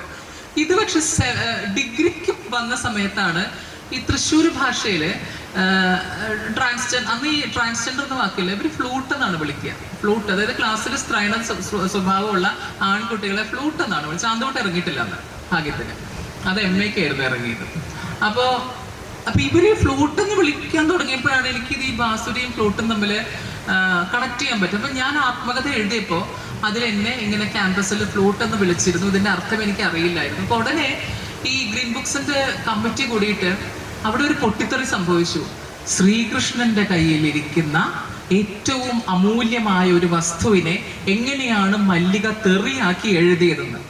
അതെന്തുകൊണ്ടാന്ന് വെച്ചാൽ ആ ഒരു അനുഭവം അവർക്ക് ഇല്ലാത്തത് കൊണ്ടാണ്. ആ അനുഭവത്തെ പറ്റി വിശദീകരിച്ച് കൊടുത്തപ്പോൾ ഞാൻ കണ്ടത് പൊന്നീച്ച പറക്കുന്നതാണ്. ചെവിയിൽ നിന്നും കണ്ണുന്നൊക്കെ ഇങ്ങനെ പുക പോണു പലർക്കും. കാരണം ആ അനുഭവം അവർക്കില്ല. അപ്പൊ ഇത് രണ്ടാമതും 3ാമതും 4ാമതും തിരുത്തിയപ്പോൾ ഞാൻ പറഞ്ഞു, എനിക്കിനി ഈ തിരുത്തൽ പ്രോസസ്സിൽ ഇരിക്കാൻ കഴിയുന്നില്ല. കാരണം ഇതിപ്പോ നമ്മളെ ഒരാള് ശാരീരികമായിട്ട് ദ്രോഹിക്കാൻ വരികയാണെന്ന് വിചാരിക്കുക. അപ്പൊ നമ്മൾ ഓർമ്മയിലേക്ക് പോകുന്നത് ആദ്യം അയാളുടെ മുറിയിൽ നിന്ന് ഇറങ്ങി വന്ന് ഇങ്ങനെ കുത്താൻ നിൽക്കുക. അപ്പൊ നമ്മൾ അവിടെ പോസ് ചെയ്യാണ്, ആ ഓർമ്മയെ അവിടെ പോസ് ചെയ്യാണ്. അപ്പൊ നമുക്ക് മാനസികമായിട്ട് അറിയാം ഇയാൾ കുത്തുന്നുള്ള കാര്യം. കുത്തിയാൽ നമുക്ക് വേദനയാണ് വരുന്നതെന്ന് അറിയാം. റീവൈൻഡ് ചെയ്യുമ്പോൾ കണ്ടിട്ടില്ലേ, കാസറ്റൊക്കെ റീവൈൻഡ്. ഇപ്പൊ ആ പരിപാടിയില്ല. അതാണ് ഇയാൾ വില്ലൻ പുറകോട്ട് പോകുന്നു, എന്നിട്ടാണ് കടാര് വെച്ച് കുത്താൻ വരുന്നത്. ഓരോ തവണ കുത്തുമ്പോഴും തെറിക്കുന്ന ചോരയും നമ്മളുടെ ശരീരത്തിലാണ് കൊള്ളുന്നത്. അപ്പൊ അതുകൊണ്ട് ഞാനിത് 4 തവണയെ ആ ഒരു പ്രോസസ്സിൽ ഇരുന്നുള്ളൂ. പിന്നെ ആത്മകഥാപരമായിട്ടുള്ള കവിതകൾ പലപ്പോഴും എഡിറ്റ് ചെയ്യാനോ അല്ലെങ്കിൽ അത് പ്രസിദ്ധീകരിക്കാനൊക്കെ കൊടുക്കുമ്പോൾ ചില ആളുകൾ അതിൽ കത്തി വെക്കാൻ നോക്കാറുണ്ട്. പക്ഷെ അത് സമ്മതിച്ചിട്ടില്ല. കത്തിവെച്ച കവിതകളൊന്നും തന്നെ എൻ്റെ പ്രസിദ്ധീകരിച്ചിട്ടില്ല എന്ന് തോന്നുന്നു. അങ്ങനെ കത്തിവെച്ച് വന്നാൽ അതിന് ഞാൻ വേറൊരു കവിതയൊക്കെ എഴുതും. അതിന് ആ ഒരു ആത്മാംശത്തെ ഞാൻ കളയാറില്ല. സിസ്റ്റർക്ക് എന്താണ് അനുഭവം എന്ന് പറയാം.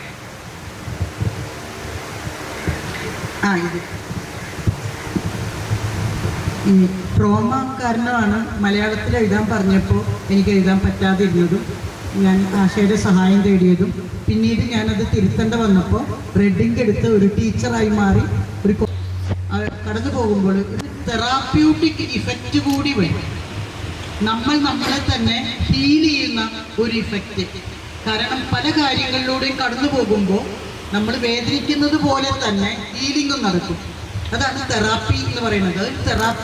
തെറാപ്പി സെഷന് പോയിരുന്നാലൊക്കെ അവരിത് സംഭവിച്ച പ്രശ്നങ്ങളൊക്കെ വീണ്ടും വീണ്ടും ചോദിക്കുകയൊക്കെ ചെയ്യുന്നത് അതിലൂടെ ഒരിക്കൽ കൂടി കടന്നു പോകുമ്പോൾ നമുക്ക് തെറാപ്പി കിട്ടും, ഹീലിംഗ് കിട്ടും, ഒരു തെറാപ്യൂട്ടിക് ഇഫക്റ്റ് ഉണ്ടാകും. അപ്പം അതുകൊണ്ട് മടിച്ചു നിൽക്കണ്ട. ഒരു പ്രാവശ്യമൊക്കെ ആ ട്രോമയുടെ സമയത്തൊക്കെ കടന്നു പോകേണ്ടി വരും. പിന്നീട് പറ്റുന്നില്ലെങ്കിൽ പറ്റുന്നില്ല എന്ന് പറയാം. എന്നോട് ചെയ്യാൻ പറഞ്ഞപ്പോൾ ഞാൻ അന്ന് മൂടിയായിരുന്നു. അപ്പോൾ എന്നോട് ഉഷയുടെ ഹസ്ബൻഡ് ബാബു ചോദിച്ചു, സിസ്റ്റർ ഇന്ന് വളരെ മൂടിയാണല്ലോ, എന്ത് പറ്റി? നമ്മൾ DC ആവശ്യപ്പെട്ടത് എന്നോട് ഇത് മലയാളത്തിലാക്കാൻ, ഒരിക്കൽ കൂടി ഈ ട്രോമയിലൂടെ കടന്നു പോകാൻ എനിക്ക് പറ്റില്ല. അപ്പോൾ പറഞ്ഞു, സിസ്റ്റർ വിളിച്ചു പറയൂ എനിക്ക് പറ്റില്ല. അവർക്ക് ട്രാൻസ്ലേഷന് പറ്റുന്ന ആൾക്കാരൊക്കെ ഉണ്ടാവും. അങ്ങനെയാണ് ഞാൻ വിളിച്ചു പറഞ്ഞതൊക്കെ. അപ്പോൾ ഈ ട്രോമ നമുക്കും ഗുണം ചെയ്യും, സമൂഹത്തിനും ഗുണം ചെയ്യും. അവർക്കതൊരു വലിയ കാര്യമാണ്. ഞാൻ പറഞ്ഞില്ലേ, വൈകാരിയസ് എക്സ്പീരിയൻസ് ആണ്. അവർക്ക് കിട്ടാത്ത അനുഭവങ്ങൾ നമ്മളൊക്കെ വായനയിലൂടെ അങ്ങനെയാണല്ലോ നേടിയെടുക്കുന്നത്. ഇപ്പോൾ ആത്മകഥ എഴുതാൻ ഒരുങ്ങുന്നവർ ട്രോമ പേടിച്ച് എഴുതാതിരിക്കരുത്. അതുപോലെ ഏത് ലിറ്റററി വർക്ക് ചെയ്യുമ്പോഴും ഫാന്റസിയിലും നമ്മുടെ അനുഭവം ഉണ്ടായിരിക്കും, ഉറപ്പാണ്. അനുഭവത്തെ ബേസ് ചെയ്തിട്ടാണ് ഇന്നു വരെ റൈറ്റേഴ്സിനെ എഴുതാൻ പറ്റിയിട്ടുള്ളൂ എന്നാണ് എൻ്റെ വിശ്വാസം. അപ്പോൾ അതിലൂടെ കടന്നു പോവുക എന്ന് പറയുന്നതുകൊണ്ട് 2 ഗുണമുണ്ട്. നമുക്കുണ്ട് ഗുണം, സൊസൈറ്റിക്കും ഉണ്ട് ഗുണം. ഓക്കെ. റീറൈറ്റിംഗിൽ ട്രോമയിൽ സ്ത്രീയെ സംബന്ധിച്ച് കുറേയൊക്കെ കാര്യങ്ങൾ ഓക്കെയാണ്. അപ്പോൾ അത് സിസ്റ്റർ ആണെങ്കിലും അതല്ല മറ്റേത് ഡോക്ടർ ആണെങ്കിലും അഡ്വക്കേറ്റ് ആണെങ്കിലും ഇതൊക്കെ വ്യവസ്ഥാപിതമായിട്ടുള്ള കുറേ ട്രോമകളാണ്. ഞങ്ങളെ സംബന്ധിച്ച് അങ്ങനെയല്ലല്ലോ. ഒരു പേജിലെ ട്രോമ റീറൈറ്റ് ചെയ്ത് വായിച്ചു കഴിയുമ്പോഴായിരിക്കും അടുത്ത ട്രോമ, അത് കഴിഞ്ഞ് അടുത്ത ട്രോമ. ഇവൻ ചികിത്സിക്കുന്ന ഡോക്ടറുടെ കയ്യിൽ നിന്ന് വരെ ട്രോമ ഫേസ് ചെയ്തത്. ലൈംഗിക അധിക്ഷേപമൊന്നുമല്ല, അയാണെങ്കിൽ തിരിച്ചപ്പം തന്നെ പൊട്ടിക്കും, അത് വേറെ കാര്യം. അതല്ല, മറിച്ച് മെഡിക്കൽ നെഗ്ലിജൻസ് നടന്നിട്ടുണ്ട് എൻ്റെ ശരീരത്തിൽ. ഇന്റർസെക്സ് ആണെന്നുള്ളത് കേരിയോടൈപ്പ് നടത്തി സ്ഥിരീകരിക്കാതെ പുരുഷനായി കണ്ടിന്യൂ ചെയ്യാൻ ഹോർമോണൽ തെറാപ്പി നടത്തിയിട്ടുണ്ട് പല തവണ. ഈ ഹോർമോണൽ തെറാപ്പി ബോഡിയിൽ പ്രശ്നങ്ങൾ ഉണ്ടാക്കാൻ തുടങ്ങിയപ്പോൾ 4 വർഷം തൃശ്ശൂർ മെന്റൽ ഹോസ്പിറ്റലിൽ കൊണ്ടുപോയി ചികിത്സിച്ചു. ഭ്രാന്താണെന്നാണ് ഡോക്ടേഴ്സ് പറഞ്ഞത്. അതായത് ആൺ ശരീരത്തിൽ ഇരുന്നു കൊണ്ട് നിങ്ങൾ മറ്റൊരു പുരുഷനോട് നിങ്ങൾക്ക് പ്രണയം തോന്നുന്നുണ്ടെങ്കിൽ നിങ്ങൾ ഹോമോസെക്ഷൽ ആണ്. ഞാൻ ആ വാക്ക് ആദ്യമായിട്ട് അവിടെ കേട്ടത്. അന്ന് നമുക്ക് ഈ വിക്കിപീഡിയ ഫോണൊന്നും ഇല്ലല്ലോ. പിന്നെയാണ് മനസ്സിലാക്കുന്നത് ഇത് ഡോക്ടേഴ്സിന് പോലും മനസ്സിലാക്കാൻ കഴിയാത്തൊരവസ്ഥ. ഈ 4 വർഷവും ബുധനാഴ്ചയും ശനിയാഴ്ചയും മെന്റൽ ഹോസ്പിറ്റലിൽ പോകണം. അവിടെ ചെന്നപ്പോൾ ഈ പറഞ്ഞ പോലെ പേസ്റ്റ് എടുത്ത് വായിലിട്ടിട്ട് മറ്റേ മൗത്ത് ഓർഗൻ ആണെന്ന് പറയുന്ന ആൾക്കാർ അത് സമ്മതിച്ചു കൊടുത്തില്ലെങ്കിൽ അപ്പോൾ വിവരം അറിയും. ഇത്തരം ആളുകളുടെ ഇടയിലാണ് എന്നെ കൊണ്ട് ചികിത്സിച്ചിരുന്നത്. അപ്പൊ ഇതൊക്കെ നമുക്ക് വായിക്കുമ്പോൾ, അന്നാണെങ്കിലും ഇപ്പോഴാണ്, ഇപ്പൊ പിന്നെ കുറെ കോമഡി ആയിട്ടുണ്ട് ഇതൊക്കെ, ഒരു വാഴ നട്ട തീരാവുന്ന പ്രശ്നമുള്ളൂ. പക്ഷെ അന്ന് അങ്ങനെയല്ലായിരുന്നു. അത് റീഡ് ചെയ്യുന്ന സമയത്ത് വല്ലാതെ വേദനിക്കും. ഇപ്പോൾ എന്നെ സംബന്ധിച്ച് എനിക്ക് ഏറ്റവും അധികം വേദന എൻ്റെ ആത്മകഥയിൽ എനിക്ക് ഫീൽ ചെയ്യുന്ന സ്കൂൾ തന്നെയായിരുന്നു. കുറേ കാലം എൻ്റെ ഹസ്ബൻഡ് ആ സ്കൂളിൻ്റെ വഴിക്ക് എന്നെ കൊണ്ടുപോകും. എന്നെ കൊണ്ട് കാറ് നിർത്തിച്ചിട്ട് സ്കൂളിൻ്റെ ഗേറ്റ് കടത്തിച്ച് നടത്തിക്കും. ഞാൻ അവിടെ പോവും, കരഞ്ഞ് തിരിച്ച് കാറിലേക്ക് ഓടും. അത് കഴിഞ്ഞ് 2 വർഷം മുമ്പ് സ്കൂളിൽ നിന്നൊരു ഗസ്റ്റായിട്ട് എന്നെ വിളിച്ചു, എന്നെ ക്ഷണിച്ചു. കവയിത്രി വിജയരാജ മല്ലികയെ ഈ സ്ഥാപനത്തിലെ റീഡേഴ്സ് ഡേയുടെ ഉദ്ഘാടനത്തിന് വിളിച്ചു. അന്നാണ് ഞാൻ എത്രയോ വർഷങ്ങൾക്ക് ശേഷം ആ സ്കൂളിൽ പോയി ബോൾഡായി നിന്ന് സംസാരിച്ചത്. അതുവരെ എൻ്റെ ഉള്ളിൽ തീയായിരുന്നു. ഞാൻ എന്നും രാത്രിയിൽ ഉറക്കം എഴുന്നേറ്റ് കരയും. അന്ന് സേനൻ പറയാറുണ്ട്, എഴുന്നേറ്റ് നിന്ന് കരയും. എന്തിനാന്നറിയില്ല. സ്കൂളിലെ ഹിന്ദി അധ്യാപകൻ ഈ പി ടി ഒക്കെ എന്തോരം ദ്രോഹിച്ചിരിക്കണം. പക്ഷെ ഇപ്പൊ നമുക്ക് അവരോടൊക്കെ പൊറുക്കാൻ പറ്റുന്നുണ്ട്. കാരണം ഈ ഒരു പ്രപഞ്ച സത്യം അറിയാതിരുന്നത് കൊണ്ടാണല്ലോ അവർക്ക് ഈ ഗതി വന്നത്, അവർക്ക് ഈ ഒരു ഗതി വന്നത്. നമ്മൾ പറയില്ലേ പോട്ടെ അവരും മനുഷ്യരല്ലേ എന്ന് ചിന്തിക്കാൻ ഇപ്പൊ തുടങ്ങിയിട്ടുണ്ട്. അവര് മനുഷ്യരല്ലേ, അവർക്കും ഈ പറയുന്ന പോലെ അറിവ് ലേറ്റ് ആയിട്ടല്ലേ കിട്ടിയത്. അപ്പൊ ഇപ്പോ ഒരു സൊളേസിലേക്ക് വന്നുവെങ്കിലും ആത്മകഥ എഴുതുന്ന സമയത്ത് വിപരീതമായിട്ടുള്ള അനുഭവമായിരുന്നു.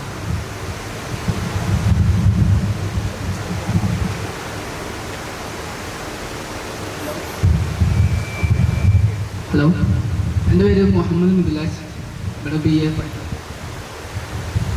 ഫസ്റ്റ് ഓഫ് ഓൾ സിസ്റ്ററെ 2 ബുക്ക് ഞാൻ വായിച്ചിട്ടില്ല, പക്ഷേ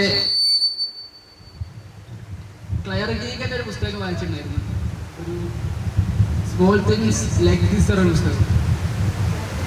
ക്ലെയർ ഗീഗൻ്റെ ഒരു പുസ്തകം, അതിൻ്റെ ഒരു പടം ഉണ്ടായിരുന്നു. ചോദ്യം ചോദിച്ചോ, കാര്യം പറഞ്ഞിട്ട് ചോദിക്കാനുള്ളത് ചോദിച്ചോ.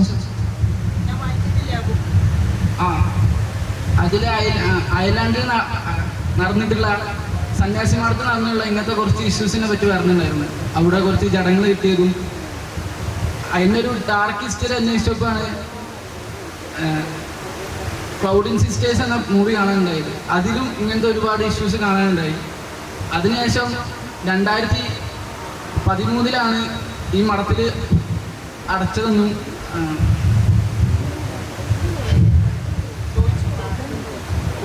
ടെൻസ്ഡ് ആവണ്ട, പറഞ്ഞോ. താങ്കൾ അധ്യാപകർ ഞങ്ങൾ കുട്ടികളോട് പറയൂ. ചോദിച്ചാൽ മനസ്സിലാവുന്നുണ്ട്. ചോദ്യവുമായിട്ട് എന്താ ബന്ധം? എന്താണ് ചോദിക്കാനുള്ളത്? ഇങ്ങനെ കുറെ സംഭവങ്ങൾ കണ്ടിട്ടുണ്ട്. അത് നമ്മുടെ കേരളത്തിലല്ല. അതിനുശേഷം 1990 ഒരു ഡോക്യുമെന്ററി കാണാനുണ്ടായി, സെക്സ് ഇൻ ക്ലോഡ് ക്ലൈമറ്റ്. അതിലും ഇങ്ങനത്തെ സന്യാസി മണ്ഡലങ്ങളിലെ ഒരുപാട് അതിക്രമങ്ങൾ. അയർലാൻഡിലത്തെ അത് 2013 അത് അടച്ചുപൂട്ടിയതും 2022 അവിടുത്തെ സർക്കാർ അവരോട് മാപ്പ് പറഞ്ഞൊക്കെ ഉണ്ടായി. അപ്പോൾ ഗവൺമെന്റ് പോലും ഇതിന് സപ്പോർട്ട് ചെയ്യുന്ന രീതിയിലാണ് ആ രാജ്യത്ത് ഉണ്ടായിരുന്നത്. അത്തരത്തിലുള്ള സാഹചര്യം കേരളത്തിൽ ഉണ്ടായിട്ടുണ്ടോ? സത്യത്തില് ഗവൺമെന്റ് ഒക്കെ ഇവരുടെ ചൊൽപ്പടിക്കാണ്, ചേർച്ചിന്റെയും നണ്ണറീസിന്റെ. കാരണം അവർക്ക് വോട്ട് ബാങ്ക് അല്ലേ. അപ്പൊ വോട്ട് ബാങ്ക് എന്ന് ഞാൻ പറയുമ്പോൾ ചിലർ പറയും 2 ബാങ്കും എന്ന് പറയും. പണമുണ്ട്, വോട്ടും ഉണ്ട്. അതുകൊണ്ട് എന്ത് കണ്ടാലും കേട്ടാലും സാമാന്യം ഒരു സർക്കാർ, ഏത് സർക്കാർ വന്നാലും, പ്രത്യേകിച്ച് കോൺഗ്രസ് ഇനി അധികാരത്തിൽ വന്ന കാലങ്ങളിലൊക്കെ ഞാൻ കഷ്ടപ്പെട്ടിട്ടുണ്ട്. ഇനി വരാൻ പോകുമ്പോഴും എനിക്കറിയാം അത് ദുരിതകാലമാണ്. മറ്റേ മാർക്സിസ്റ്റുകാർ വന്നിട്ട് ഉപകാരം ഉണ്ടായിട്ടല്ല, ഉപദ്രവമില്ല. പക്ഷെ കോൺഗ്രസ് വന്നാൽ എനിക്ക് നല്ല പേടിയുണ്ട്. കാരണം നമുക്കറിയാലോ, പള്ളിക്കാരാണ് അധികവും. ഇപ്പോൾ എനിക്ക് സാഹിത്യ അക്കാദമിയിൽ കസേരയിൽ ഇരുത്തരുത് തന്നെ എന്ന് പറഞ്ഞിട്ടുണ്ട്. എൻ്റെ ഒരു പോസ്റ്റർ വേറൊരു കൂട്ടർ നടത്തിയൊരു ചർച്ചയിൽ എൻ്റെ ഫോട്ടോ വെച്ചപ്പോൾ അതെടുത്ത് ചാലിൽ കൊണ്ടുപോയിട്ടിട്ട് അങ്ങനെ ഉണ്ടായിട്ടുണ്ട്. തലേദിവസം വെച്ച് പോയി, ഞാനല്ല അവര്. ഇങ്ങനെ പിന്നെ ഇവിടെ മനോരമയിലൊക്കെ ഡെസ്കിൽ പറഞ്ഞു വെച്ചിട്ടുണ്ട് ഒരു സംഗതി ഉണ്ടാവാൻ പാടില്ല. ഒരുപാടുണ്ട് ഇങ്ങനെ പറയാൻ തുടങ്ങിയ. ഞാൻ യൂണിവേഴ്സിറ്റിയിൽ ക്ലാസ് എടുക്കാൻ പോകാറുണ്ട് ടീച്ചേഴ്സിന്, അക്കാഡമിക് സ്റ്റാഫ് കോളേജിൽ. അവിടെ ഗ്രേഡിൽ ഫസ്റ്റ് ഗ്രേഡ് എനിക്കാണ് വന്നത്. ഒരു വർഷത്തെ മുഴുവൻ ഗ്രേഡ് നോക്കിയപ്പോൾ ടോപ്പ് ഞാനാണ് വന്നത്. പിന്നെ എന്നെ വിളിച്ചിട്ടില്ല കോൺഗ്രസ് വന്നപ്പോൾ. അപ്പോൾ സിസ്റ്റർ ജസ്മീൻ, ഡോക്ടർ സിസ്റ്റർ ജസ്മീൻ എഴുതാൻ ചെന്നപ്പോൾ പേര് വെട്ടി വന്നു ഇങ്ങോട്ട് അവരുടെ ഭരണകാലത്ത്. അപ്പോൾ പിന്നീട് അവർ ഡോക്ടർ ജസ്മീൻ എഴുതി അയച്ചപ്പോൾ പേര് വെട്ടപ്പെട്ടില്ല. അപ്പോൾ ഞാൻ ചെന്നു കഴിഞ്ഞപ്പോൾ അമ്മ സാറേ എൻ്റെ സിസ്റ്റർ എന്നുള്ള ഇത് മാറ്റിയിട്ടുള്ള ഒരു ആനുകൂല്യം എനിക്ക് വേണ്ട. അപ്പോൾ അങ്ങനെ വെട്ടിയിട്ട് എഴുതണ്ട, ഡോക്ടർ സിസ്റ്റർ ജസ്മീൻ എന്ന് പറഞ്ഞാൽ എനിക്ക് സ്വീകാര്യത ഉണ്ടെങ്കിൽ മതി. Sister is very important, doctor എന്നുള്ളതല്ല. അത് എൻ്റെ ഒരു ആധികാരികതയാണ്. അപ്പം അത് വേണമെന്ന് പറഞ്ഞു. ഇങ്ങനെയൊക്കെ കുറേ സംഭവങ്ങൾ സർക്കാരിനെ നോക്കിയിട്ട് കാര്യമില്ല. മറ്റ് രാജ്യങ്ങളിലൊക്കെ ഒരുപാട് ദുരൂഹതകളുണ്ട്. ഇവിടെ തന്നെ കോട്ട ഡിവൈനിൽ കുറേ ഡെഡ് ബോഡികൾ കിട്ടിയിരുന്നു. CBI അന്വേഷിക്കാൻ വരികയും ചെയ്തു. എല്ലാം മൂടപ്പെട്ടില്ലേ? എങ്ങനെയാ CBIയെ പോലും മടക്കി ഭരിക്കാൻ ഇവിടുത്തെ സർക്കാരിന് കഴിഞ്ഞു എന്നല്ല എൻ്റെ അർത്ഥം. പിന്നെ അത് ഒന്നുമല്ലാതെ ആവിയായി പോയില്ലേ? കേരളത്തിൽ നടക്കുന്നില്ല എന്നല്ല, കേരളത്തിൽ ഇതുപോലെ ആരും എഴുതി ധൈര്യപ്പെടുന്നില്ല എന്നാണ്. ഞാൻ എല്ലായിടത്തും ഇങ്ങനെ മരണങ്ങൾ നടക്കണമെന്നും ദുരൂഹതകളുണ്ടെന്നോ അല്ല. ഞാൻ ഒരിക്കൽ പറഞ്ഞു, നിങ്ങൾ വിചാരിക്കുന്ന അത്ര പ്രശ്നമൊന്നുമില്ല എന്ന്. ആദ്യത്തെ ദിവസം ഇറങ്ങിയപ്പോൾ എല്ലാ ജേർണലിസ്റ്റും വന്നപ്പോൾ എന്നോട് പറഞ്ഞു, ഞങ്ങൾ അത്ര മോശമല്ല കേട്ടോ, കുറച്ചൊക്കെ തെറ്റുകളുണ്ടെങ്കിലും വലിയ തെറ്റുകളില്ല എന്ന് പറഞ്ഞപ്പോൾ എന്നോട് ഒരു ജേർണലിസ്റ്റ് ചോദിച്ച ചോദ്യമാണ്, സിസ്റ്ററെ, സോപ്പ് ഉണ്ടാക്കുന്ന കമ്പനിക്കാർ നല്ല സോപ്പ് ഉണ്ടാക്കണം, അവരതിന് പ്രതിജ്ഞാബദ്ധരാണ്, അവർ കുറച്ച് ചീത്ത സോപ്പ് ഉണ്ടാക്കുന്നുണ്ടെങ്കിൽ അവർ തെറ്റുകാരാണ്. നിങ്ങൾ നല്ലവരാണെന്ന് പറഞ്ഞുള്ള സ്ഥാപനത്തിൽ കുറച്ച് തെറ്റ് ചെയ്താൽ അത് വലിയ തെറ്റാണ് എന്ന് ആളിങ്ങോട്ട് എന്നോട് പറയുകയായിരുന്നു. അപ്പോൾ ഞാൻ പറയുന്നില്ല കുറേ ഡെഡ് ബോഡികളുണ്ടെന്ന്, കാര്യങ്ങളൊക്കെ ഉണ്ട്. കോട്ട ഡിവൈനിലൊക്കെ ഒരുപാട് കാര്യങ്ങൾ എനിക്കറിയാൻ നടന്നിട്ടുള്ള കാര്യങ്ങൾ. പക്ഷേ പുറം രാജ്യങ്ങളിൽ ഇതിനേക്കാൾ ഇരട്ടി കാര്യങ്ങളാണ്. ഈ സിനിമയിൽ കാണുന്നതിലൊക്കെ പകുതിയിലേറെ സത്യമാണ്. ചില ഡബിൾ മറ്റേ ഒരു നമ്മുടെ നാട്ടിൽ വന്ന